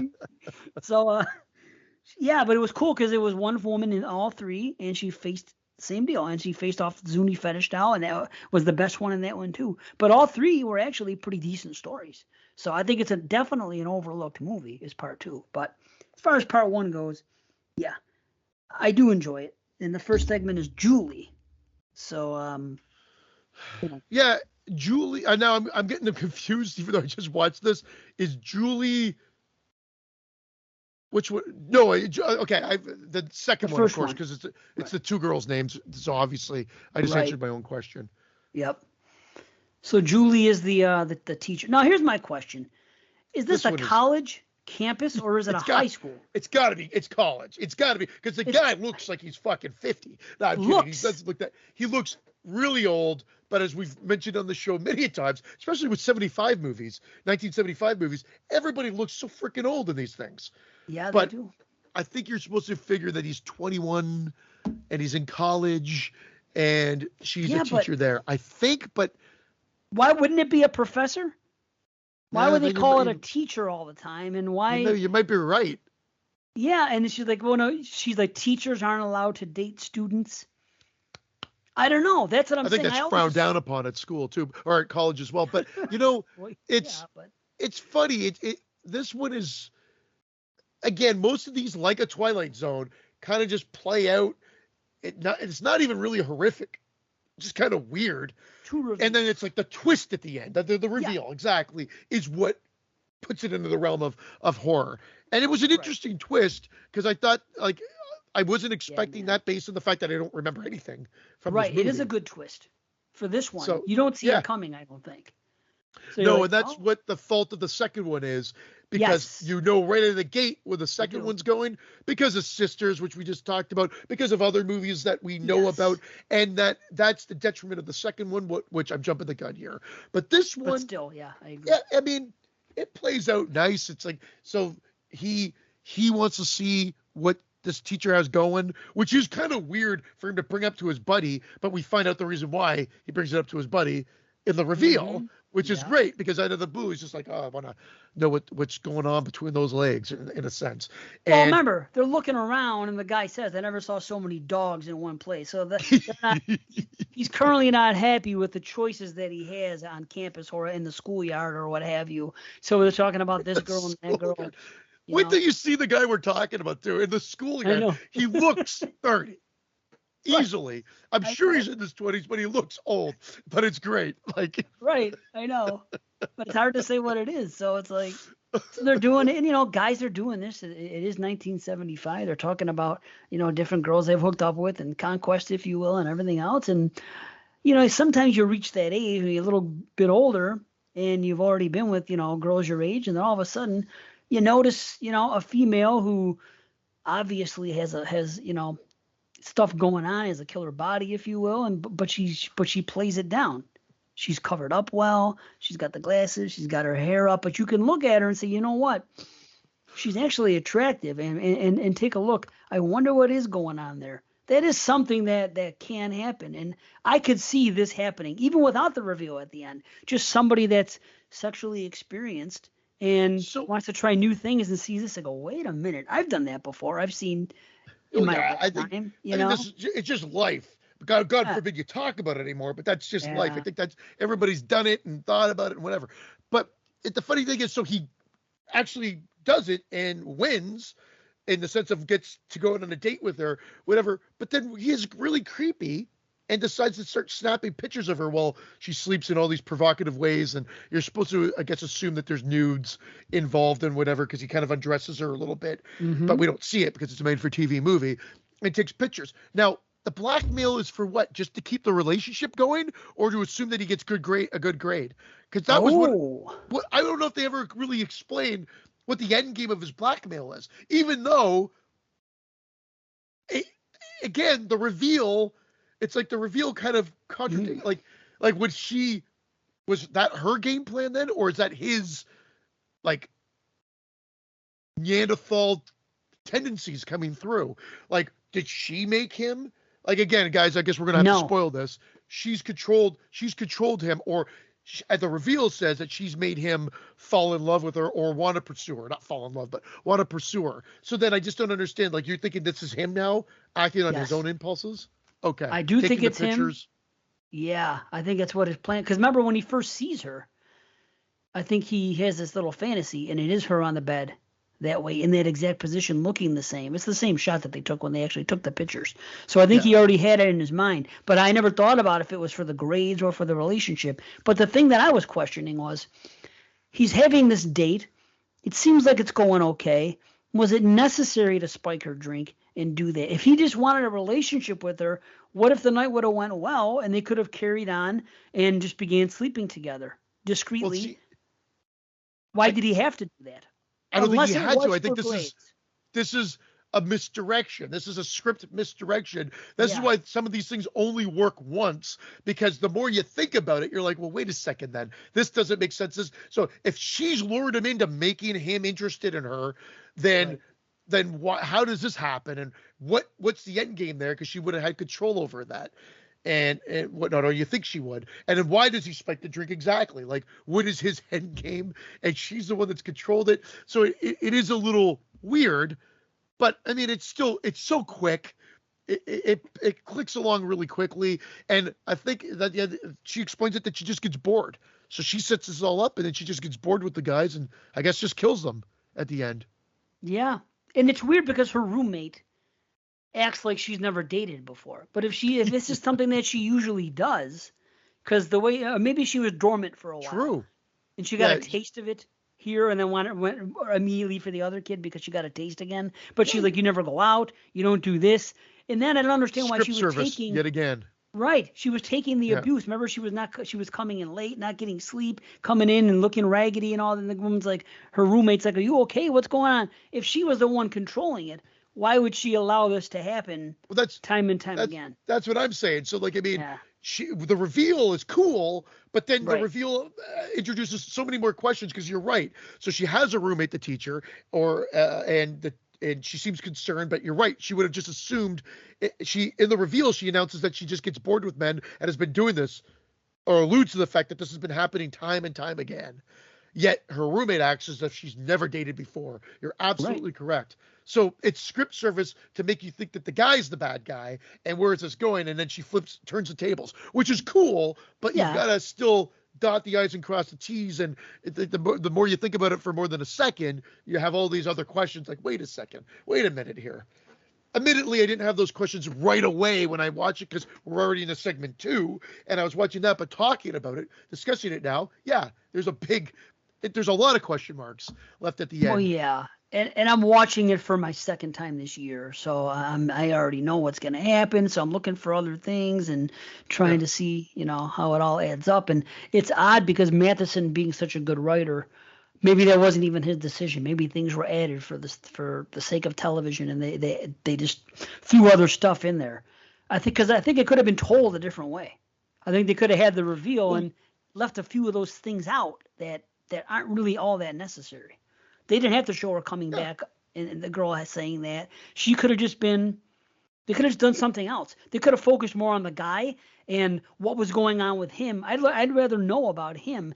Does he consistently hook up with women, and does he drug them? Is that part of why he slept with so many women? Or she could have put that in the reveal because there is kind of a soliloquy like reasoning for her. So she could have said like, yeah, the one thing I didn't expect was you to spike my drink. She goes, that was good. That was a unique one for me. She goes, now the tables have turned because she did it to him. And then she could have just in one line could have just kind of explained it. And then the friend could have easily said, I've never seen you like that. Like you've dated before, but I've never seen you like that. I mean, maybe I'm over explaining that, but it's such a throwaway line that you wouldn't think maybe twice about could have been used to kind of just, again, tighten that up, and without really changing the running time at all. Just the way it was done. But again, Karen Black does a good job there. Oh yeah. Acting wise, it's good. It clicks along. So you're saying, you're watching 20-minute episodes really. Right. But yeah, just by talking out, there's questions that get raised based on the reveal. That's cool, but ends up introducing way more questions. But like how did he know where she lived? Remember he was outside her house watching her undress the first time. I guess maybe so he learned. Well, I think her description of it's always she's the one that's controlling that. I think maybe That's true. she started that. But to see that she's attractive and whatever, and she's putting it out Right. there and luring them in, if you Yeah. will. But yeah, just a little bit of a cleanup there, just to and again, maybe these were made for, but you said like with the caliber of writer, Right. you'd expect maybe a little bit more. But again, these were made as like a, you watch it once, you're done with it. It was on TV. Right. I feel you. Right. You But know, this movie took on a life of its own because of the third one, and then it got finally remembered. People probably used to talk about it. Say, hey, remember that one TV movie and this and this and that doll, because it was pretty scared really the shit out of cool people for Yeah. its time. Yeah. Yeah. You know. And So, it scared but I the will fucking say shit this. out of people. I like the line at the end, towards the end, when she says, because it comes up earlier. She's like, "I told you how dangerous those chemicals can be." So she does allude to the fact that she spiked him after he Yeah. spiked her, and talks Well, about chemicals on the drink. He's like, "No, darling, I haven't poisoned you. I've killed you." That's fucking Yeah. great, right? Yeah, it is great, and no, she has done it. But that it would have been nice. Like again, we know the tables have turned. I guess we're visually seeing that. So maybe her saying it is not necessary, but just to kind of clean up the plot factor of, Right. was that him? Because why would she have him drug her to take pictures? That doesn't make sense to me. Like if she's under a spell, what difference does it make? So if she's always in control, what difference would it make? So it would have been nice for her to say, well, you got me, because I wasn't expecting you to spike my drink, but I've been in control all this time. Other than that, I've been in control all this time. Whatever. Maybe, like I said, I might be over explaining it, but it just would have made it make more sense. Right, man. No, I feel Overall. you. I feel you. And I already alluded to this one doing that little twist was great, and I wish the second one did it. What I mean by that, so the second one's entitled, what are the two names? Millicent and Therese. Millicent and Therese. And again, she does a good job of the dual roles. I think yeah. I do. I think she does. I Yes. knew where it was going right from the get-go. I Me think we too. all did. Yeah. I kind of wish they pulled the rug from out of us, and they were two separate people. Yeah, man. That would have been fantastic. Nowadays, yes, but in '75, they didn't have, the viewing eyes that we have now in 2022, where we've seen so many stories like this. And I know you mentioned sisters, and yes, it had been done, but it was still kind of relatively a newer, story device. That, you know what I mean, at the time. But like Francesca saw this when I watched it earlier this year, and she called it right out of the gate. Of course, someone her age, they're expecting to see it at this point, Well, Sisters Right. came out 3 years earlier, and it's essentially that, but condensed into a 20-minute movie without the gore. Is essentially, or the main aspect of Sisters. And again, one a split personality. I don't know if there's actually one that's dead. It's just her being two people. The Right. two names that you just mentioned, and ultimately two different characters. One sort of a sex bomb, and another one like two extremes. One like sexual and dresses provocatively. Again, I don't even, who knows if you're even allowed to say that anymore, but what is considered provocatively in the world of cinema. And then the other one that's like a bookworm. Right. Totally. Yep. And you know what I noticed this time, early on, the first time she speaks to, who's the first person that arrives at the house? Remember, she has the first conversation with that guy. What is the reason he's there? To settle the estate or the affairs of their mother who just passed? Is he an attorney? I forgot who that character was. I know. I just watched it too, Dave. I can't remember either. Yeah, okay. I apologize, but yeah, something along those lines. Like there's like literally him and the doctor, correct? Like, Right. like That's those are the other really it. characters that you're working with, and Mr. Anwar, that was his name, because you said it about 6 or 7 times for some reason. It was funny. But I believe it was him that said earlier on in the script, because she was talking about her sister, which one was it? Therese or Millicent? Either way, she was talking about her sister, and the guy said, he goes, "You're the one who needs help." So I was like, oh. Going back now and watching it, okay, they did kind of do something cool there. They gave it away in a manner. You're not thinking it probably in 1975, but I thought it was interesting that they put that line there. You're the one who needs help. Because everything with the doctor was done a certain way where he was delicate with it, where he was trying not to. It could be played a certain way as you're watching it. Like, He Like, knows what's happening here, but he's not going to upset her by challenging it. So he's like, I'm going to come there. It was the perfect responses to play this type of, the story out. But that guy saying that though in the beginning, and I hope I'm not wrong, and it wasn't the doctor who said it early on, but I don't think it was. I think it was that first guy, and he said, "You're the one who needs help." But the doctor says something similar to that later. I thought so. I thought it was a doctor because there was a line from the doctor that kind of was the same way, and no different than it was in Sisters. But I'm trying to see if my son watched this, which this would have been a perfect horror movie for him to watch. yeah, oh yeah, If because they're not. I don't think he would have been bored by it or anything. But if he would have caught on, I think he would have. He's pretty good at catching on to things. Like Right. in American History X, the way, even though it's told like kind of a flashback and 24-hour present day, Mhm. whatever it may be, that he could see that I think the older brother has come out of prison even well before they established him sort of having a turn for getting out of that life a little bit Well, more. there are hints of it. You do see it like right off the bat. He immediately talks about forget that guy kills bugs for a living. He's knocking his friend and shit like that even before. You know what I mean? True, very true. But again, I won't get back into that movie. But that movie definitely needed a little bit more from the transition stage. I think there needed to be a little bit more in jail for him to of getting from point A to B. I feel like it's missing something, like almost like if there was a director's cut that had 10 more minutes. But anyway, enough about American History X. I'm wondering. I just thought that it'd be interesting to see if I showed this to my son, if he says, "Oh, they're the same person," because of course a good script should give you the idea of a bit of hints as to what's happening.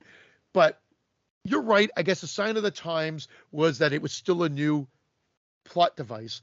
But with Right. Sisters have just been released, and some other movies similarly to that, with I guess the is Mrs. Bates alive or not alive? Right. That always goes back to the '60s. That it would have been almost kind of cool or ahead of its time if it almost did the reveal, like you think it's one of the sisters, but then the other sister comes out, and so like there are two sisters. That would have been great.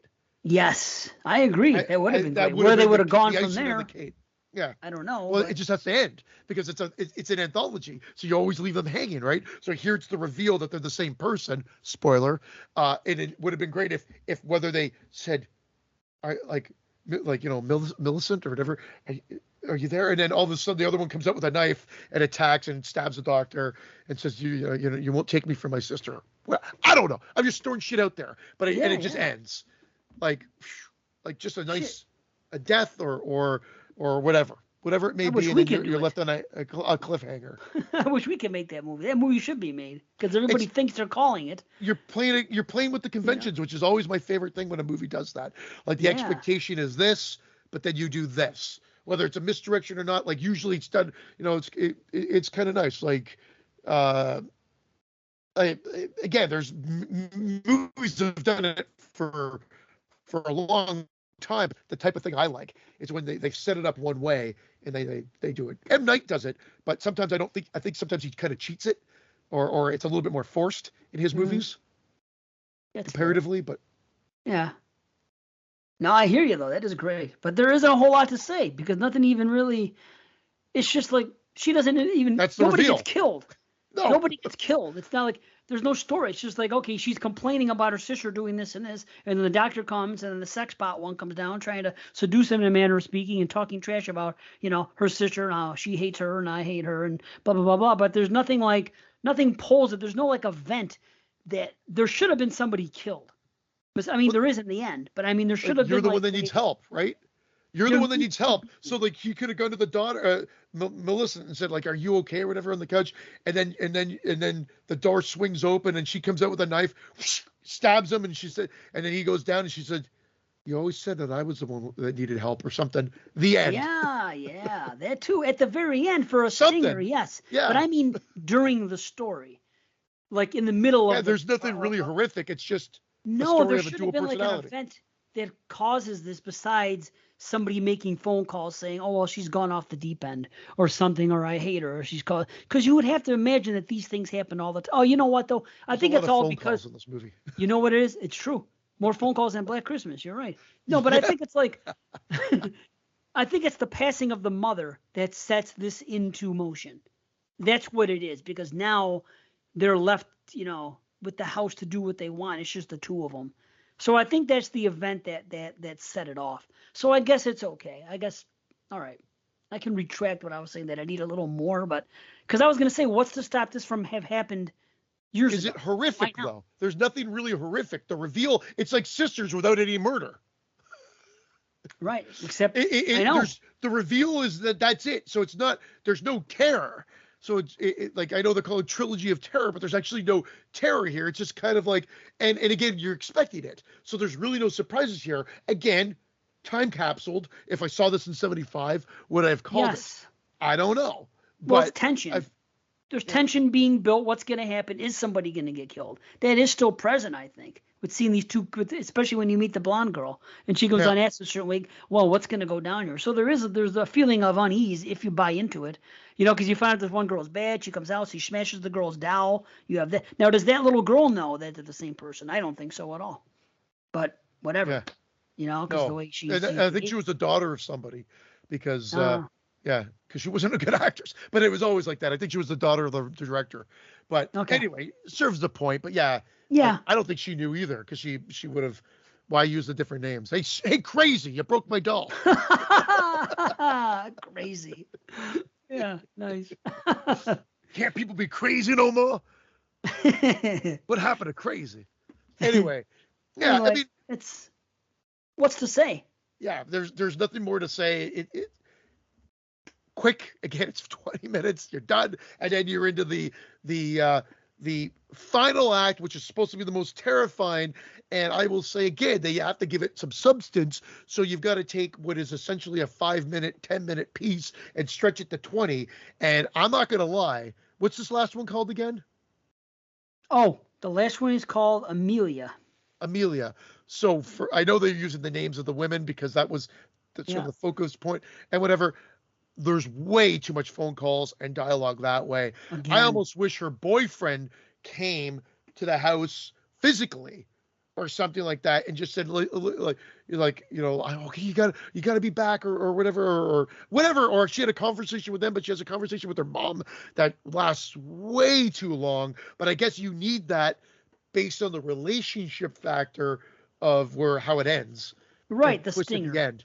Correct. There has to be a reason behind it. But then again, why should there be a reason behind it if what you want to believe has happened has happened? It's just someone that's going to kill anyway. But again, I guess they could just wait for anybody to open that door if they want to kill. But whatever. And why mom over her boyfriend or whatever? I mean, again, it's because the mom is an ass. Yeah. Because she's manipulative. You could see. You know what I mean? She guilt trips this girl, and you do care for the girl. You know what I mean? That's what I like about it. And she like Alice's phone call on Friday too. It is so. Right. Yeah, mom. But it goes on way longer than Alice's phone call in Friday the 13th Part 2. Indeed. Way longer. Yeah, it's unnecessary, but I guess they gotta have something there. They make up for it in the final 12 minutes, which is what it's all about. You got 12 minutes to go. Boom! It's showtime, and it makes. Obviously, I think it's done so well. I'm watching it, trying to see a string or this or that, and I don't see it. I love the way it's done, and the best part of it, honestly, is the noises that it makes, which I can't even try to do.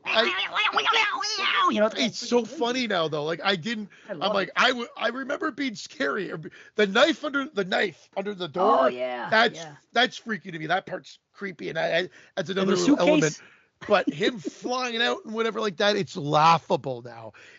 Again now. Back then, I know I saw this like when I was like a long time ago when I initially saw it, and I remember, and even when I went back to watch the segment just with the doll again, I remember being, hey, this is creepy. Like that doll is relentless. He is relentless in his pursuit to get her, and even like there's like so much in, and like I really do enjoy this segment. Like, don't get me wrong, but I can't deny that I wasn't laughing my fucking head off with the sound effects and like that, and it was just biting her. It's like equally terrifying and hilarious at the same time. But the stuff I like is with the knife, like him cutting open the suitcase. Great, yeah. Yeah, fantastic. See, they slow it down. See, it's high energy. All this stuff's going on. It's a lot of fun. And then a couple times they slow it down for a minute. They do this and that, like the suitcase, and then when she puts it under the blanket and tries to drown it in the water and stuff. It's 12 intense minutes. See, I wasn't laughing, but I was smiling along with it the whole time. I was like, man, I love this shit. I mean, I'm not taking it over seriously. It's not like watching a monster movie with a real crazy threat, but it's just so much fun. It's almost like watching Gremlins in a way, with like the chase sequence with the gremlin with the guy's mother. Feels like, yeah. I thought of blows it up Gremlins in too because of the way that she destroys it or tries to destroy it. It was very Gremlins-like. I almost thought Joe Dante like took a page out of that for like that whole kitchen attack sequence in Gremlins. Right. Yeah. To be honest, like it Right. just seems like it's that with the like that remade just with more monsters. Right. But pretty much the same. And the mom being attacked and having to fight them all off and fend for herself, which is a great scene in Gremlins, probably the best scene in Gremlins in my opinion. But yeah, this is great. This is good. I think maybe, I know that these are all kind of the first segment wasn't one location, but this one seems like it was one location. Like she walks into the apartment. I think we're in that apartment for the whole thing. Now there's some positive to that based on, setting up the set piece and the location for the thing and being kind of claustrophobic in there. But I think it could have benefited more from maybe coming from the airport or whatever it may be. I know there wasn't cellular phones at that time, but maybe she could have made the phone call to her mom at the airport. And then when she gets back, the phone's ringing and it's her mom again. She's like, holy shit, mom. Like, I don't know, something just to help that first 10 minutes just progress a little bit better. Yep. Again, I might be nitpicking, but again, just by being in that one location and by forcing those phone calls and the length there does drag it down. But you're right. The second half is flippant and then totally go, go, go, go, go. Right. Yeah, so they slow it down. They're just trying to build up to the main event, which the main event of the whole film. It's just, it's an hour and 12 minutes long, and the last 12 minutes are the freaking big payoff.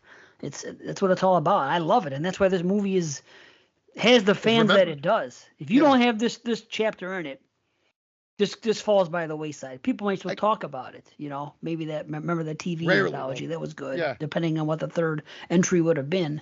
But I mean, it wouldn't be like, remember the way it is. But it's great. I love the look of the Zuni doll, the whole thing, everything. I do enjoy the hell out of it. It's awesome. But again, there isn't a whole lot to say. How about that movie? Was it Demons 2? Wasn't there something that went down in Demons 2 where somebody was being chased by something? It was similar. Yeah, the little Ghoulie Muppet. Yeah, the Ghoulie Muppet. There it is. That was cool. And then and I loved it there, and it was fun. And there was another movie that came out a few years ago. That was my least favorite part, though. I remember you and Brandon loved it. Yeah, it's fun. Fucking Ghoulie Muppet. It's fun like this. Shit. What's that other movie that came out a couple years ago? Bite or something? Oh, no, Apartment 212, I think it was called. And I want to say that's what it was.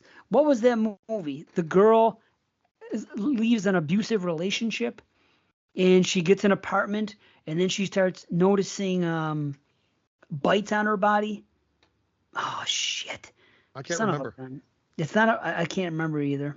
But I'd like to. Maybe it was called Gnaw. You'd like to remember?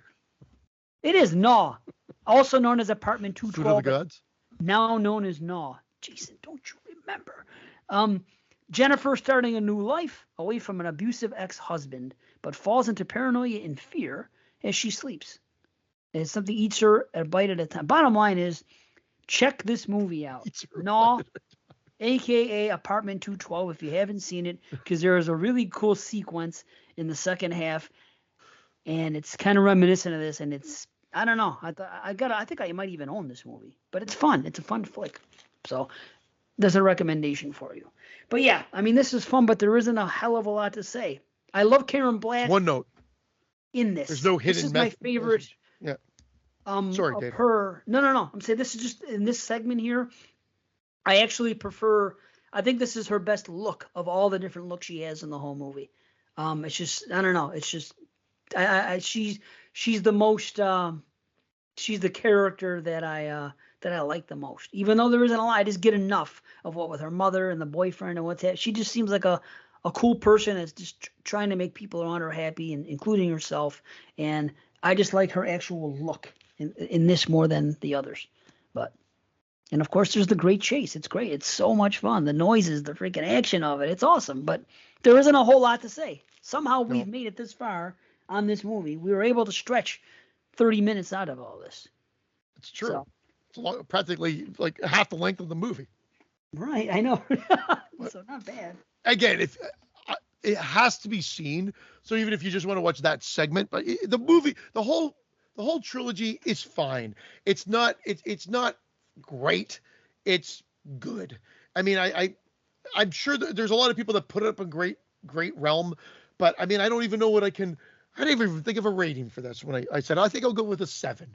I think it's good. I don't want to feel like I'm bad mouthing it. It was fine. I enjoyed my time with it. It's an hour and 12 minutes, as we said. And it's got that memorable last act. I would have liked a little bit more, but I mean, I don't. I feel like I'll save it from like the 6.5 realm, and I'll go with a 7. Yeah, man. With it, a 7 is the perfect rating for this movie. I'm with it. It's just this is a movie that's a 7. It's good. It's a good movie. You won't regret your time with it. It has that great thing at the end. It's not overly excellent. It's we've seen what happens as we've talked about. We've seen Chapter 2 and other movies before, and you have reveals and they're good. Nothing's bad about it, but yeah, it's definitely a 7. Based on what you've seen now, comparatively to then you'll be like, there's nothing new here, obviously. But if you just think about it from a standpoint of it was a made-for-TV movie, and this aired on TV, I admit I would have been terrified. True. If I was my son's age, I still probably would have been terrified. Like I said, I only got into horror almost as a way to deal with it. Like I got to watch these things, so I'm not scared of them anymore. That's kind of like why I think I started. And I was a late bloomer to it. Like I said, 12 is when I was still scared. 13, 14 is when I really got into it. Yeah. No, I could buy that for sure. Oh, I was scared of all kinds of things when I was young, but not horror movies. Well, let me bring up our next one, which I'm not going to do on my computer because every time I try to, when we're going here, it always loads incredibly slow. And the downfall is this one makes my eyes. Oh, by the way, so I was out when we were on vacation. I was out and I was at a restaurant trying to read a menu. It was a blur. I'm like, oh my God. I made a mention it to one of the other dads that was at the table. He's like, here, threw me his reader glasses, put them on, instantly better. They had a bit of course, they all have a little bit of magnification to them now, but it was like, boom, I could read them. I'm like, oh my God. So I went out. I'm just like looking for grabbing it, just a handful of readers just so that I have them. Like you can't use them as glasses. If I was to put them on, like everything else would be blurry. It's literally just to read stuff up close or in a close proximity. Whether you're reading a novel, like that's why they call them readers. But some people think that you can use them as regular glasses. I'm like, no. If you put these on, like everything is blurred. That's why I have what I have. They're transition. The bottom half is for reading. The top half is not, and everything's a little more crystal clear and magnified a little more. Is all it is. That's what. But you have a prescription. Like I don't have. My vision is only I guess tainted, or is only bad when it comes to like fine print, reading fine print or small print now. Everything else just fine print. Yeah, like everything else is like if I read the back of this here. Mm-hmm. I can make it out, but I the readers would be perfect for it. If it's a medicine thing, forget about it now. What about your phone? Everything looks good on your phone? Decent enough, but I've also upped I made the text for the ones that could have the text enlarged. Just go to the eye doctor then. That's what I did. It was the same type of thing. I did, but I went to the eye doctor. I had an eye test done, and I was fine. They said you might just need some readers. Like you don't need anything else. But at that time, I wasn't even that. It wasn't that bad. When did you go? 2 years. This was pre-COVID. Just before COVID, though. Dude, see, that's the thing. Everything changes. My script changed from 2 years ago to the way it is now. I had to get a new script. It's just the way it is. Like, my long is fucking, what do you call it? It's 2015. My fucking long is great. But my long's great, too, yeah. You know what I mean? But it still helps because what I'm saying is it's almost like having bifocals, but they're not bifocals. See, bifocals are like regulars, and they have the squares. These are the ones that they transition. So you got your bottom for reading, and then if I take them off, I see just fine. But when I put these on, it's more crystal clear and it's better. That's all I'm saying. Well, maybe I mean the readers are dirt fucking cheap. I was just gonna grab them to have them on hand, put one in the car, put one up by my workstation upstairs, and kind of be done with it. But hey, more to come. I guess I should get my eyes tested again, but I don't think my vision's changed. But again, it's been 2 years, so I guess I'm due. But it will. I'm due. And it will. You're at the age. This is when it starts going on and this and that. It doesn't get better. I'll tell you that. Like anything, you know. But well, cliffhanger on that one too. Let's get into Deep Red. Deep Red. 1975, of course. A jazz pianist and a wisecracking journalist are pulled into a complex web of mystery after the former witnesses the brutal murder of a psychic. Here's what I noticed this time. This movie, the soundtrack to this movie is just as important as it is to Suspiria and Halloween and Friday the 13th. It is an excellent soundtrack that is perfectly laid into this movie. You don't have the soundtrack, you can't rate this movie as high. And that's not a knock on the movie, but you could say it about the other movies. Like Halloween. It's like Halloween and Claudio Cimenti. Like he does. There's a lot of features with him on this thing. Mm-hmm. I think this was his first movie score. Well, yeah, we talked about it. Yeah, because what happened was after because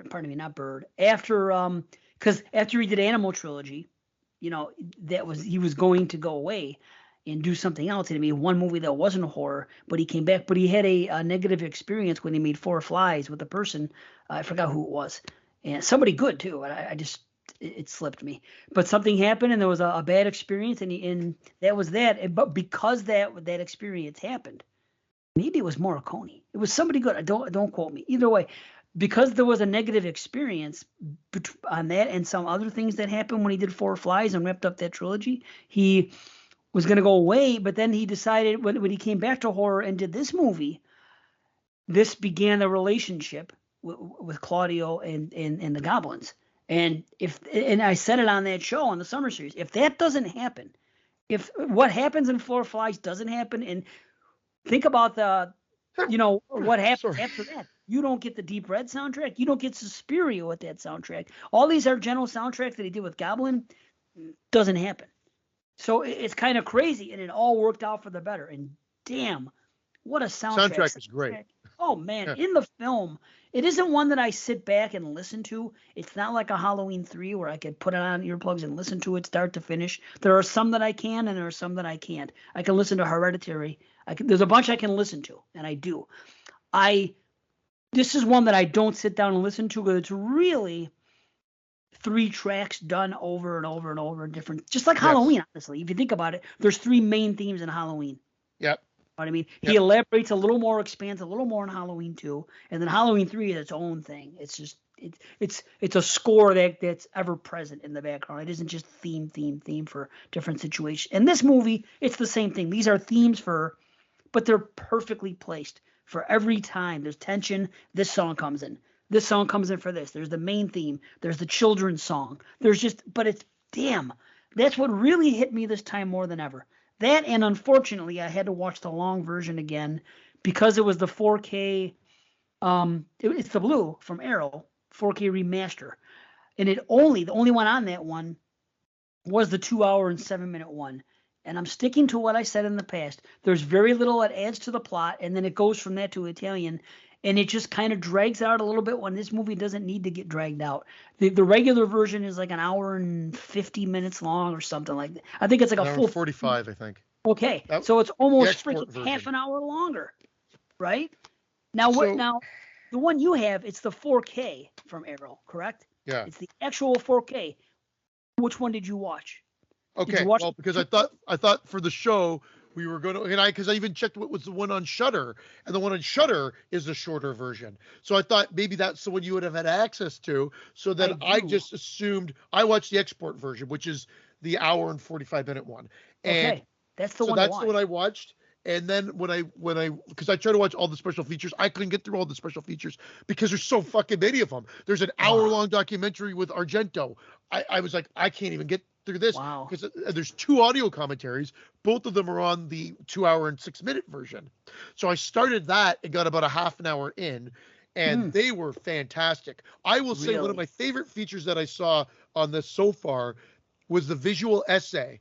That was on the export version that I saw. It was a special feature on that one on disc 2, and it's a visual essay. So they show scenes of the movie, but it's him reading his essay, and it's fantastic. And the best part of that essay was the comparison to Bird with a Crystal Plumage and Deep Red, and how similar the stories are and the structure.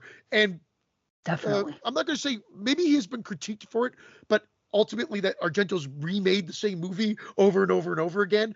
I mean, I've even said that not in a bad way, not in a negative way about Argento, and not in a negative way about Cronenberg. I feel like Cronenberg's body horror movies almost take the same idea and premise, but kind of remake itself over and over again.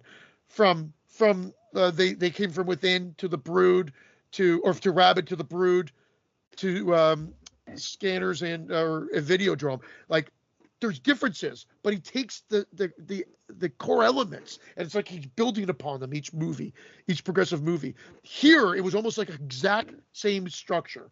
Like, the wrong guy witnesses a murder, and then has to and then takes it upon himself to kind of piece together what's going on here. And what I never got before in my previous viewings of this were like more the stuff that this essay goes into, and the audio commentaries about class division, but more specifically about family, and how family can lead to one, becoming murderous or whatever it may be. And like that, pretty much Argento talks about that as well, oppression and everything else. So these are the elements that I've never really experienced from this in the past.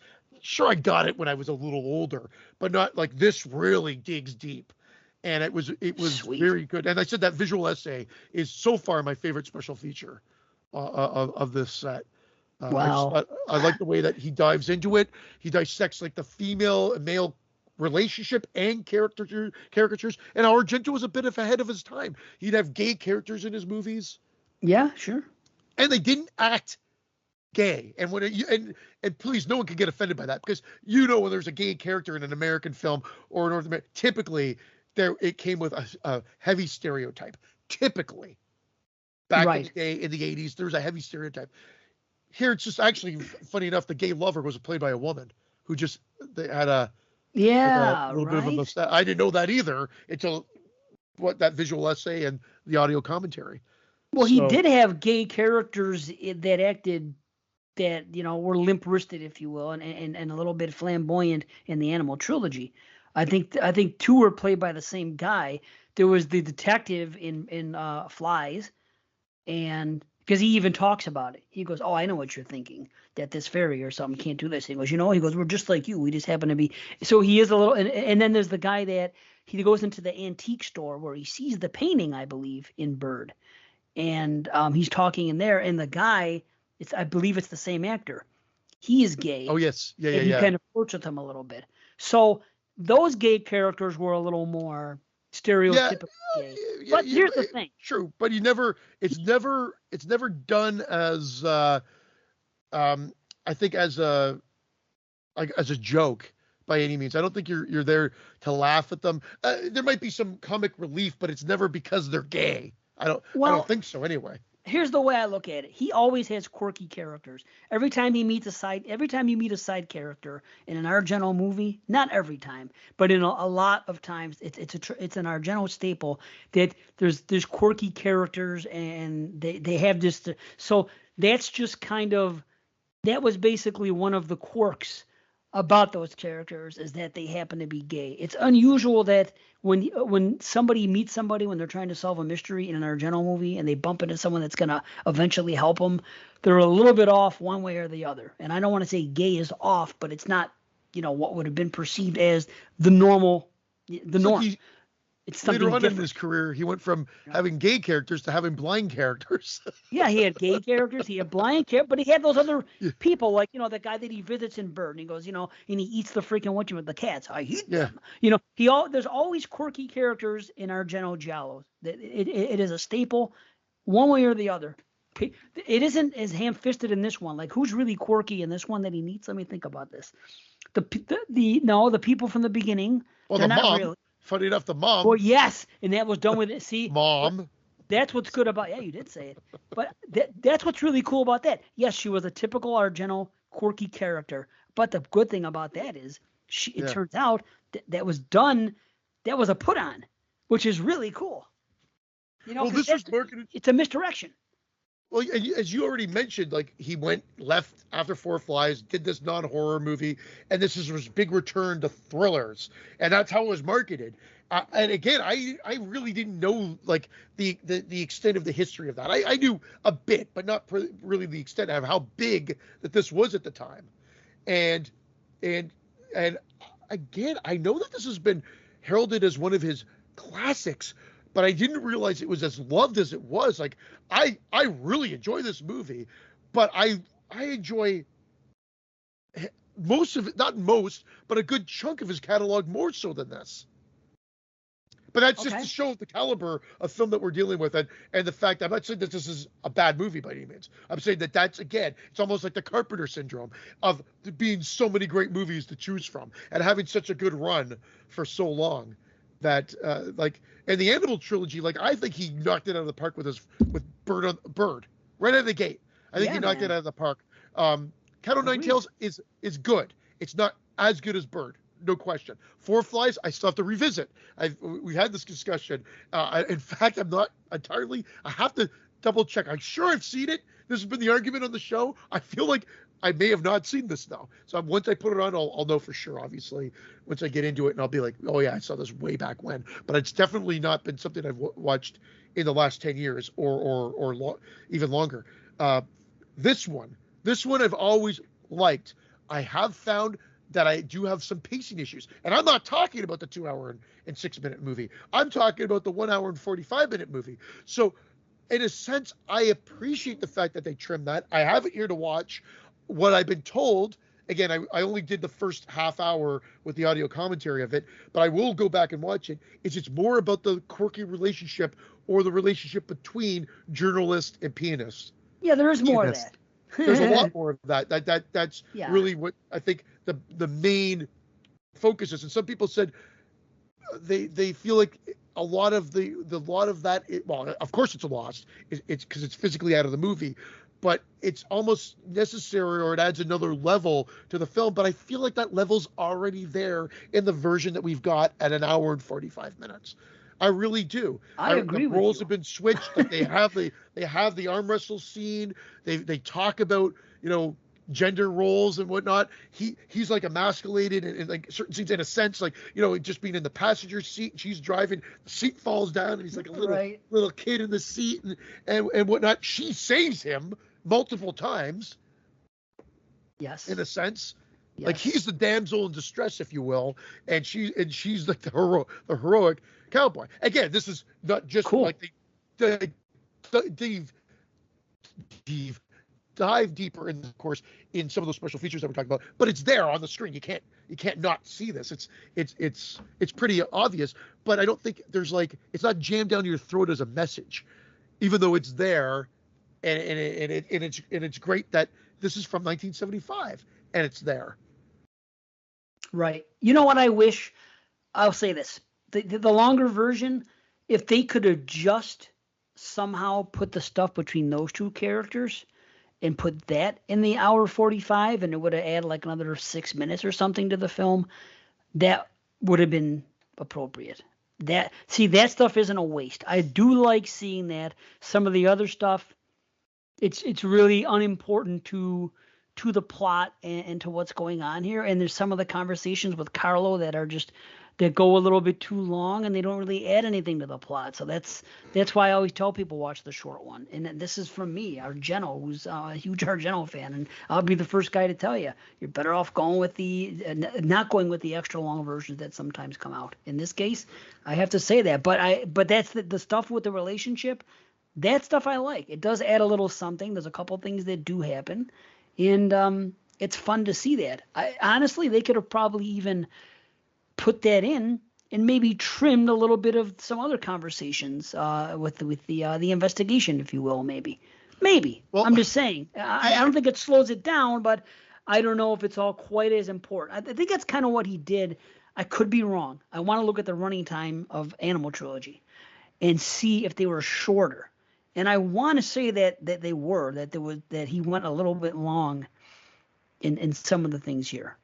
Well, so. the argument, and again, it's there for a reason. So he goes on this wild goose chase, chasing down all these clues, where at the end, and then that's what changes the pace of the film.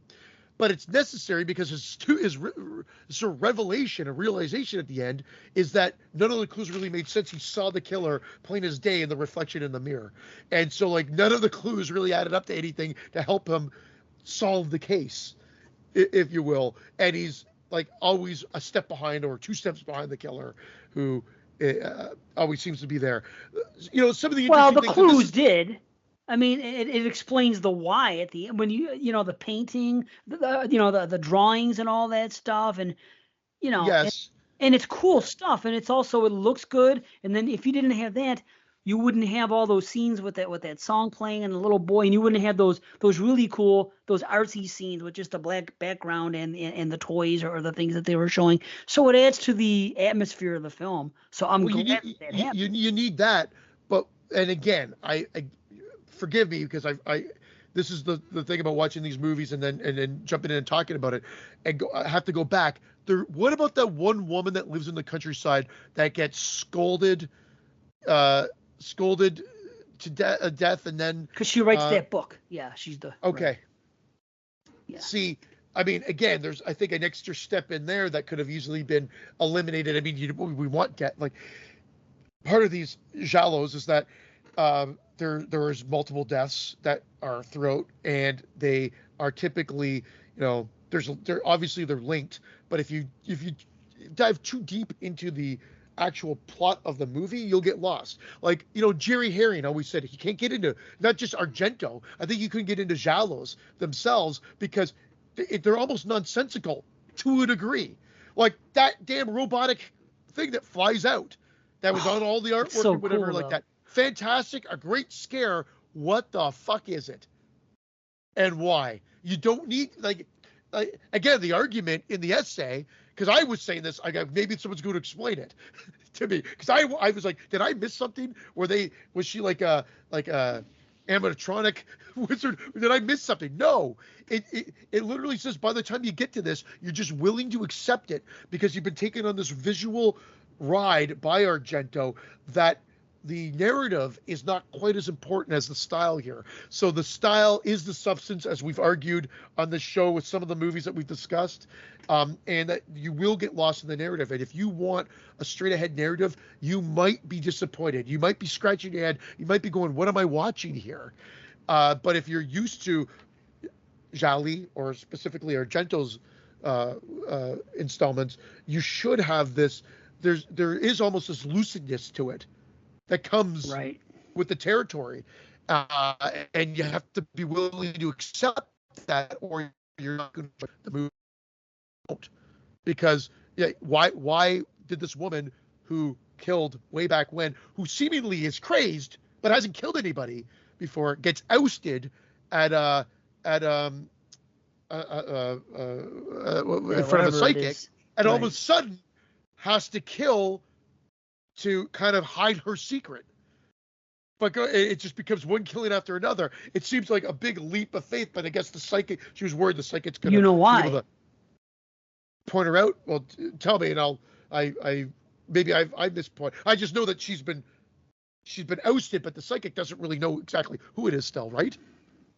Well, here it is. and I hope this wasn't cut from the version you saw, but there's that scene right before they leave, and she says, you know what? The psychic ghost basically gets to the point later on, and nobody's left in the theater, and she's talking to one of the people, and she says, I think I could come up with the name of the person that did it. Something was maybe you're right. Maybe you're right. I don't know if it was cut, but I just wanted to see if there was something that I may have missed. So there was something else. But again, you go from someone that killed somebody 20 years earlier or 15 years earlier to now on a killing spree. There's got to be, again, I love it, but I could see people arguing. Well, the spree is easy because who gets killed, really? She has to kill the psychic. No question, because the psychic's going to out her. Now, anybody else that's the countryside and the other guy with the psychic that was there that went to clean up the blood and saw the writing on it was written in the condensation. Anyone who sticks their nose into it. It's just anyone that sticks their, and then the leap of faith would be this. Her being aware that Marcus is on the case and trying to piece things together, but then she knows of him because he comes to the house. He's friends with her son, and it's actually in the paper that pianist sees something or something. You know what I'm saying? Pianist? Yeah. Right. Yeah, I'm sorry. So, penis is a great word. I guess for sure. I guess the leap of faith would be that she is following him around. You know what I'm saying? And is privy to some of his conversations and things like that. So that's not a giant leap of faith. You could see an example of that in many murder mysteries like that, when the killer's trying to protect, cover their tracks. But that's really it. So I know what you're saying. I love it. I love here you get, this is, I guess, one of the things was it was called the Jali, the Giallo to kill all Jali. Like it was like the cream of the crop, like the top of the mops, as we would say on the show, because it just had everything that was sort of established as the Giallo, and it kind of was dying out, and then he kind of just infused it by giving you this sort of masterpiece, the last word in Giallo. And I can buy that. I mean, I'm not against it. It has everything that we know of that are in this style of film, and gore, and good gore, and kind of vicious gore, as we are come to expect from Argento. And then he did it again. And again, because you could argue that Suspiria, although not traditional, still tears a page from this. Same with Inferno. Of course, Tenebrae. Yeah, but Tenebrae is the official. I know, but you could still argue that it has Suspiria does. It's just maybe his style there, because again, what we haven't talked about. We talked about the music, of course, the camera, of course, his camera work here, because he's already established himself as a competent director. But I think just the fluidness of the camera here, the way it would, even to blow into scenes where he's on the piano, goes right through the curtains and everything else. It's at another level. And the close-ups of everything, and just there's some really cool camera work, some really great composition in this, and again, I've said on the show before, I'm a sucker for it, and so sometimes that makes up for narrative lapses as well. But I also knew that I was watching a Giallo, so I was expecting that. And I've seen it before, and I've seen both versions before, but the one that jumped between English and Italian always coming through me, because I think that's what makes it more jarring. If they were able to get those scenes in the dubbed version, which I think are lost or were never done because they were cut out, there would be, I think it would just flow a bit better, because you're not doing it. But I would, before we go on anything else on this, is that the killer's always in you're seeing either the back of them walk away or they're in shadow. So at the end, when you see the reveal, I always think of when they reveal the man in black in Halloween 6, where all he's always been in black. He's always, all of a sudden it's just her there with her head down. You can see her face, and she lifts up, and I love it, because it's a great reveal, but it seems so out of whack from every other image that you've seen, because I'm sure, I don't know for a fact, but I'm sure they use a man or a man in black for all those other shots or walking away, whatever. So she just seems significantly shorter for that last Right. sequence. But so be it. Again, we're watching a film here. But I was trying to figure it out as I was watching the kill scenes. I'm like, let's see how big. But they were so close up. Every time I was trying to get something, I was unable to make a decision ultimately as to could it be that person. You know what I mean? I don't know. So it's hard to say. I was looking for it. I was like, let's see the size of this person and what they're doing. But again, we could pick that apart the same way you can pick out Friday 1. How could Pamela have done this, being this, being who she is? So think of how many killers that he has. Like, he loves having a woman killer, which was big time. Awesome too. And again, that's what parallels. That's what they say. Like, you really, again, just to see the scene by scene. I just go scene by scene, but very quickly, like shots from scenes, comparison of like a split screen, a top and bottom split screen between Bird and Deep Red, and how the plot is practically identical. I've always noticed that about Bird and Deep Red. They definitely are very similar in many ways. But okay, by the way, Bird was like an hour and 36 minutes. Cat is like an hour and 52. And Flies is an hour 44. So it's almost like maybe for Argento, because Cat is, pretty much considered the best of the Animal trilogy, maybe shorter the better. Maybe less is more with Argento. And that maybe that proves it. It's funny. I like Bird more than I like Cat. I like Bird more than Cat. That's what I'm saying. Everybody does. I thought you just said Cat was. No. Bird is okay. Bird is pretty much considered to be the top. Yeah. And I would agree, but I definitely have to see Four Flies again to make the official statement that as of right now, Bird stands. Yeah, I think you'll stay with that. I enjoy Four Flies, and for a bit it took the top spot for me, but I just watched it again a few weeks ago, and Bird's back on top. So, Four Flies, I was always a little bit, what's the word? I gravitated to it because it seemed like it was very underappreciated and underseen. It didn't get the good releases ever, and I never thought that Cat was better than it. So I always thought that Flies may have been better than Cat, but I'm like, how come Flies doesn't get all the attention that the other two get? What's the deal here? So it was almost like maybe I was coming at it from that underdog, thing. But I still enjoy them all. I don't think he can make a bad Giallo, honestly. And I know some people are saying, what about this? What about this? I enjoyed them all. But I mean, the four main ones are, Deep Red, and Tenebrae and Bird. It's funny when he talked about the movies that he did and the ones that he liked of his movies. He mentions Deep Red, Suspiria, Inferno. He skips over Tenebrae, funny enough, which I love. I love Tenebrae. Yeah. It says Phenomena and Opera, and then the only other one he mentions is Stendhal Syndrome. After that, and this was the interview that was done with him in 2018. Which I thought was interesting because that's his take of the movies he wanted. This is what came in the thing as well. Oh wow! Like a double-sided poster. Like that's great, man. I do love these. I do love the Arrow limited edition things. There's a booklet here too. So you cool. do have to. You're gonna have to pay more for them. There's just no way. So you have to figure out whether or not you want to justify it.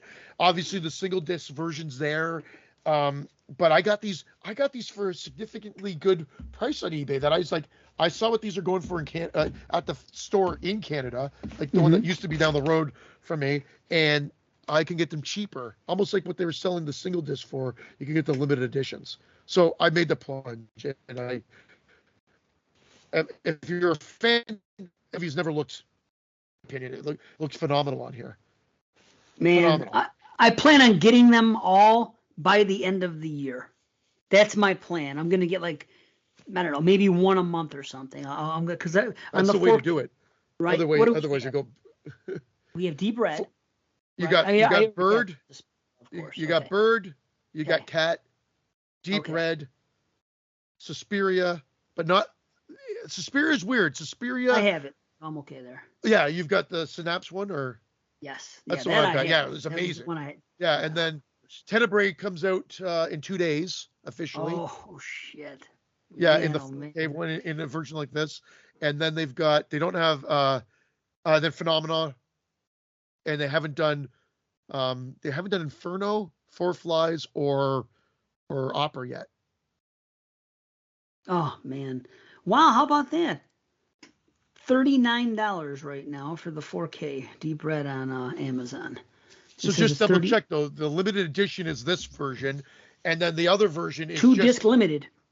There you go. So that would be this exact one with the booklet and the lobby cards. The lobby cards are in the set, and they give you again lobby cards are lobby cards, but they're kind of cute, cool. Like you get. Well, but the standard special edition is 30. So yeah, I know. Why not spend the extra $10? Yeah, it's $8.99, and it's one disc more plus that stuff you're telling me. You get the lobby cards, you get the booklet, and you get another disc with all the special features. So what's on the single disc one? Is it just the regular cut or the export cut only? Oh, good question. I wonder if both are on there. That's a good question. Most likely it's the first disc, because that's the one with the audio commentary. So I'm assuming they've got the first disc with the that is on here, which is the extended cut, and then they've got the second. Yeah, one disc. You're right. Yeah. So the second disc has the other cut on it, and the other has the export cut, which is the shorter version. Oh, I wonder. So yeah, I'm gonna guess because when the Arrow put out the blue, it's only the extended. So yeah, 4K restoration of the 127-minute vision from the original negative by Arrow Films. So if the only way to get the shorter version is to get the other one. But does that sound like a good price to you? $39?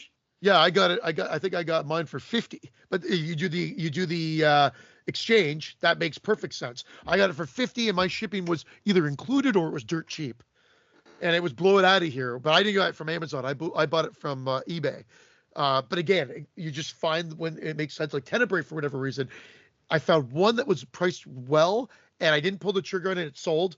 All the other ones are priced through the roof, but it officially releases in 2 days, and I bet you anything I'm going to find it for $50 on there. I mean, I've got the Blu-ray of it, but yeah, I know. I gotta look into this. I might get this damn thing. I shouldn't. But anyway, these are again, movies never looked this good. I mean, I've never seen it in a theater, but from like just based on what I've seen from streaming services and whatnot, this 4K is the definitive version of it for sure. Well, shit. I don't know. What do you rate it? I mean, I am not a 10 out of 10, but I am a 9 out of 10. I thoroughly enjoy this movie. I think it's good. I do have some pacing issues with it, but that's on me. But this is my rating, so 9 out of 10 for me. Nothing wrong with that. I'm gonna run real quick through some notes. I don't have a lot, but I wanted to. Oh, I'm sorry, dude. I apologize. No worry. You know me. It's our Geno. No, fucking Goblin. I don't have to say anything about that. That white room in the beginning, and they go into that room. It's very reminiscent of Saw, and I 100% know.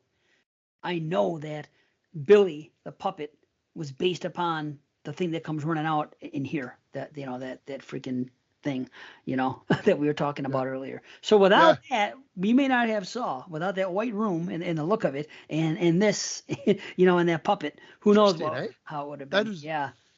The only other thing about that puppet that I can think about is the motif of it being kitty, like the kid, the kid definitely. Motif, the puppet kid, the dolls hanging, all that stuff. It's just again feeding into that child's innocence being destroyed motif. Yep. No, I'm 100%. What else? The hatchet blows and the blood are friggin' awesome. The way the blood looks, the way the hatchet hits, and friggin' the cuts that it makes are great. You didn't mention this, but this is the return. Actually, not the return, because that came later. This, I think, is the birth of the old Argento Mannequin Reno. I did mention that. Yeah. Okay. You did mention it? No, I didn't. Oh, I was going to say, what? Yeah. You know what I'm talking about, right? With the first kill. The first kill. I thought you were talking about the when oh my God, what's the son's name again? Carlo. Carlo, when he gets caught on that string on the truck Oh, I and on love the that hook, too. and then he gets hit against the curb. That's a Right. total Manicarino. But Oh, they do it properly. It's okay. in and out. It's like, I don't know, 10 frames, maybe a little longer than that, because that might be too short. Like you're talking about very quick shot where you can just see a mannequin coming, and then they go right to a close up of him hitting his head off the thing, and that gore there, the Toxic Avenger Oh, car running over his head is right. mwah! Like holy shit. Damn. You see, that's what this did, much like Friday did with adding the gore to the slasher. This one added the gore to the giallo.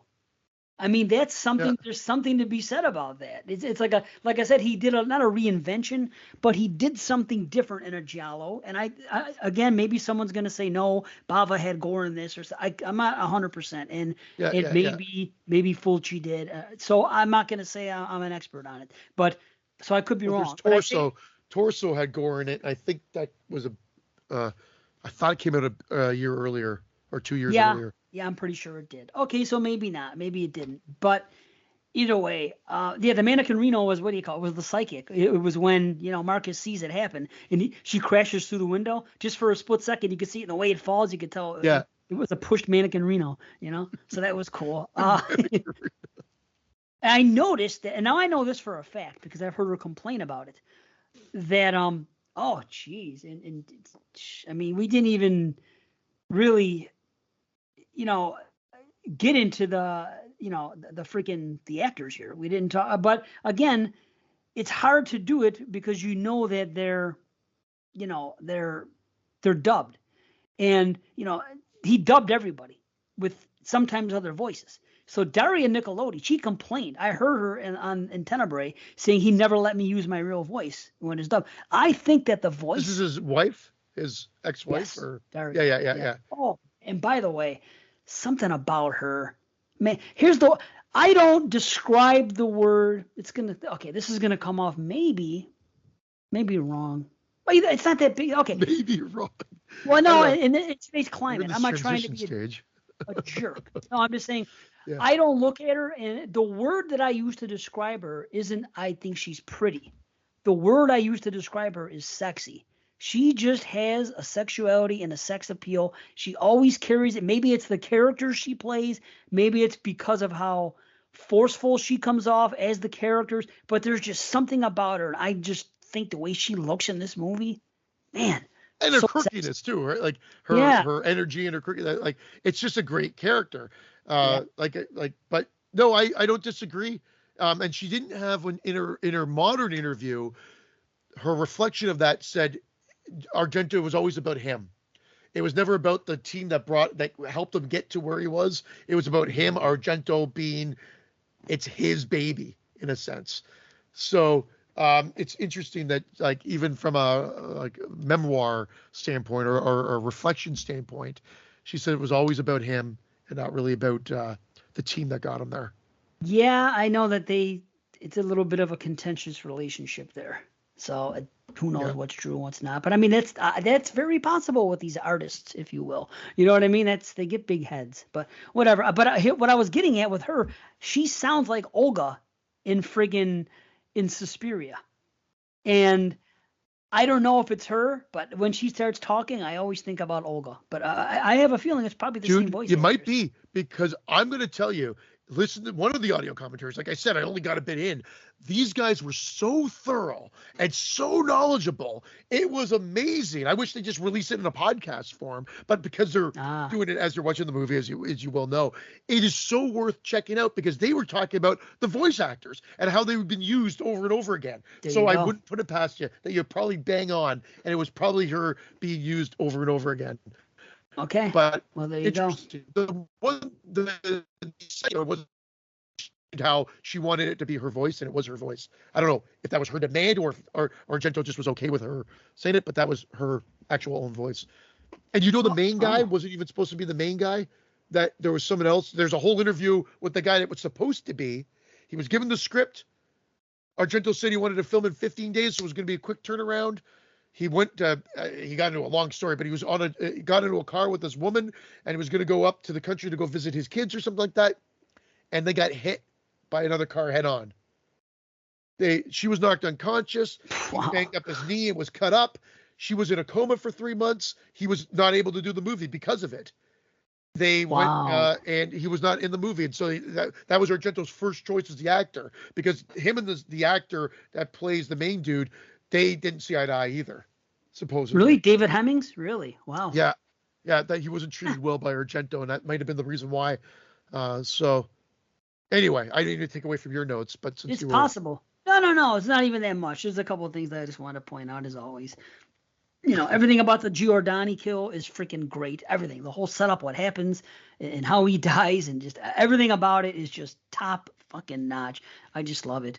It's and like I said before, perfectly unsuspecting reveal, because the way that character is portrayed, nobody's thinking that's what's going on here. You know what I mean? It never works out that way. Is that the death with the guy, the mechanical thing that comes out? He chops it, and then they've got that beautiful, like, it's almost like Exorcist 3 ripped it off, where it's like right from the side, and she comes out and hits him, and she's covered, or the killer's covered because of the fact that the curtain comes with her. Right. Yes. Or whoever the hell it is. Right. I think we spoiled it already. Anyway, that is great. Yeah, great. The And that's teeth. what, there's great set pieces. Oh, and then the brutality.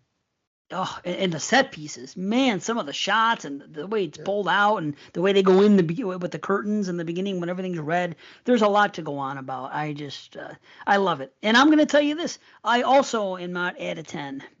No, there's I just can't put it there for some of the things that, you know, narratively and some of the stuff that maybe could have been cut where I feel, but 9.5. So. Oh, nice. Okay, you're even higher than I am. Okay. Yeah. Again, there's nothing. It's Argento, and it's great. I mean, people put this. It's on a pedestal, and it's on a pedestal for a reason. And like, it's funny because I was even leafing through Letterboxd. One person gave this a 1-star review. It just says they just can't wrap their head around it. I think it's a narrative thing. They said the pacing kills it, and I'm like, I have a pacing issue, but it does not kill the movie. I bet they watched the long one. maybe they did, but anyway, it's like, I can't see that. Like, there's just too much that is just great that's happening on here. But yeah, I still put Suspiria. I actually put Suspiria, Tenebrae, and probably Terror at the Opera above this in my opinion. Phenomena is probably right there as well. I love Phenomena as well, but it's right there with this, and Bird is not far off either. And then the rest kind of like are just a little. Infernal, I hope gets I know it has a blue. That will be great in 4K as well. Yeah, man. I think that needs more love. Infernal. Yes, I do too. Yeah, for sure. Does the blue look great? Pardon me. Does the 4K transfer? Does it look great? Of this, it looks amazing. Okay. It looks amazing. Shit, man. All right, gotta get it then. Yeah, but basically that's mine. For me, it goes Suspiria, Deep Red, probably Opera, and then Tenebrae, and then probably Bird would probably be my 5.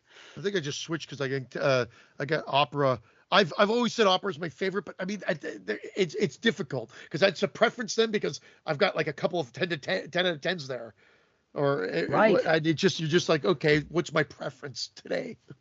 Right. I only have 110, believe it or not. It's Suspiria. The rest are 9.5. You know, a couple of them. The other ones I would say are 9.5 or 9. But I mean, whatever. They're all great. So there's no Opera 4K? Not yet. Just Blu-ray. Damn. I had the DVD version. I still have the DVD version. I've got the Blu-ray version of it. So I'm assuming it's going to come out. It looks like they're going to be doing at least the Opera. I think they're going to do his catalog there, minus that one diversion to non-horror, non-thriller. Right. I feel like the core group that we talk about, it's either been done. We're waiting on Four Flies, Inferno, and with Tenebrae's release, I guess it's just Opera. That's fine. I'm in no rush. I don't think I'm forgetting anything else. I think everything else has been done. That's the run. No, that's what I want. I'm fine with what we have now. I'm not in a rush. I can't buy them all at once anyway, so that's fine. You know, a couple a year, do it. I'm good with it. Too many things are coming out in 4K all of a sudden. It's like everything. And I'm okay with it, but it's like there's no way I'm going to update my library No, there's certain to ones have you everything just 4K. yeah, Certain ones, yes, but not every that's it. damn thing. It's not going Yeah. to happen. So maybe movies on my top 100. Speaking And of like the top 100, oh yeah. shit, Let's get to or top that. 100, but I mean the lists. I'll tell you right now, I have 10. 10 is not nearly enough. Don't make this thing flop. We need more. I've talked to people. They said, yeah, we're working on it. This, that, the other thing. I've talked to like 5, 6, 7 people that have said it, but people did vote. They said they were going to do it, but get them out there, man. We only have 10. Last time we got 30. So I know it's a lot, but Sweet justice. we need as many titles as possible. We're trying to get 200 movies here. So we don't want this thing to flop out. Please. Please don't do that.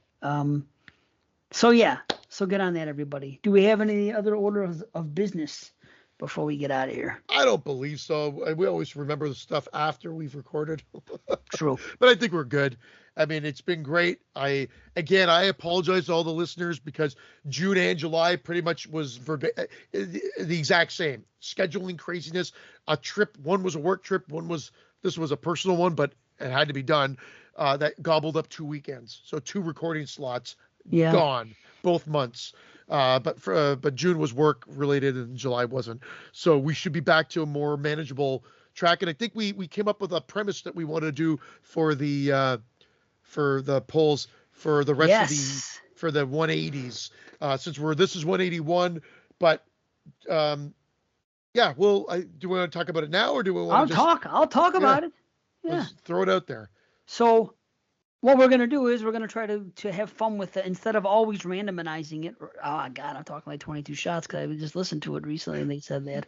Anyway, instead of randomizing it, we're going to, because we only had 1 year of the 80s come up.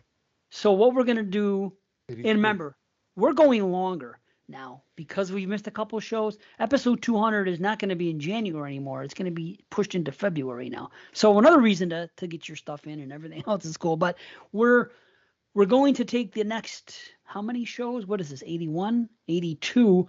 What we're going to do is we're going to do the 80s. We're going to go on a run. Why not have a little fun with the 80s? It's our favorite decade. Why not just do this? We're still going to have you guys vote on it, but we're going to go, the next show is 182, pardon me. So therefore, year 1982. Yes. Yeah. So year 1982, and then etc. 83 will be year 1983. We'll do the 80s. We'll do 82 to 89, and then we'll go whatever. We'll cross that bridge when we come to it. But we'll do that now instead of randomizing it. We'll do 82 followed by 83, etc. We'll come up with however many movies you want. Now it's tough because we've already covered a lot of 80s, so there's only going to be so much. But we'll have votes. Not for later down the road, but. We will say this: there was an 82 show, funny enough, episode 82 that Christine picked that year. So we did mini reviews of quite a few movies. Plus, we've already done The Thing and Friday the 13th. Of course, there's been a ton of movies already covered, so we're aware of that. So obviously, the choices are going to be the ones that we haven't done, and there's still enough to get 2 movies out of. And we did get the randomizer to do 1983 already when we did Mausoleum and Mortuary. Right. Those are the 2. However, so be it. We're going to do it again. And there's a lot of movies we did from that year just over the course of our 180 episodes, 81 episodes. So, but there's still plenty to choose from. So with the exception of those, there's still, those first 2 are going to be more limited in the options, but then we're going to probably be able to go full steam ahead. Oh, wait a minute. Hold on a second here. I might have to throw a wrench into this. Uh-oh. I'm going to wrench it. Uh-oh. Hold on now. Are there enough 1983 movies to even consider it now? Because I think when we did our 83, there was slim pickings. So that's why the ones that got thrown in. I could have just thrown a wrench into it, but it can't be helped. Like, there's always something. You think? Okay. All right. We'll figure it out then. Did we Cujo? Because I remember you saying "fuck you, dog" was your favorite line. We've done the Dead Zone. We've done Videodrome. No. We didn't do Cujo. I just said "fuck you, dog" because I say it at work. I go, that's a line from Cujo that I say. I notice I say at work all the time when dogs start fuck with me. You know, I've never reviewed Cujo anywhere. So there you have it. Well, I still think we'll be able to do it. Okay. When you start drilling down There's enough. That's true. I mean, there's a Blade in the Dark, Boogeyman 2. There's enough. The Deadly Spawn, which is now on Shudder as well. So there's stuff that we could talk about. I mean, and the Final Terror, which I like, you don't like, I think. Oh, we did the Prey. That's what we did. Mausoleum and the Prey. The Keep. Oh, that we. Oh, then there's Mortuary. There's the other one, which I watched, I think. Anyway, because it was on. So there's Mortuary. It was the Prey. You're right. It was Mausoleum and the Prey. So there's Mortuary. There's Mongrel. There's Mountain Motel Massacre.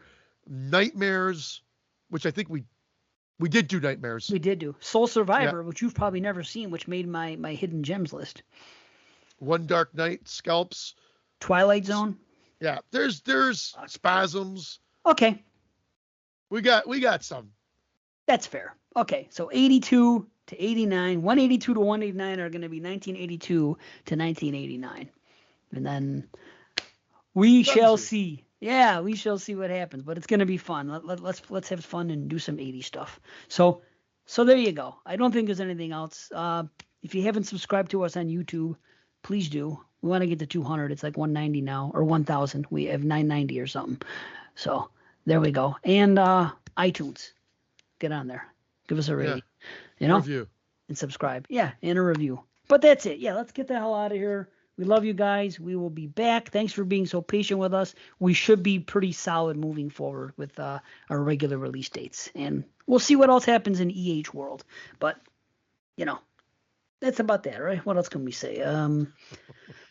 Keep doing what makes you happy. Au revoir. Yeah.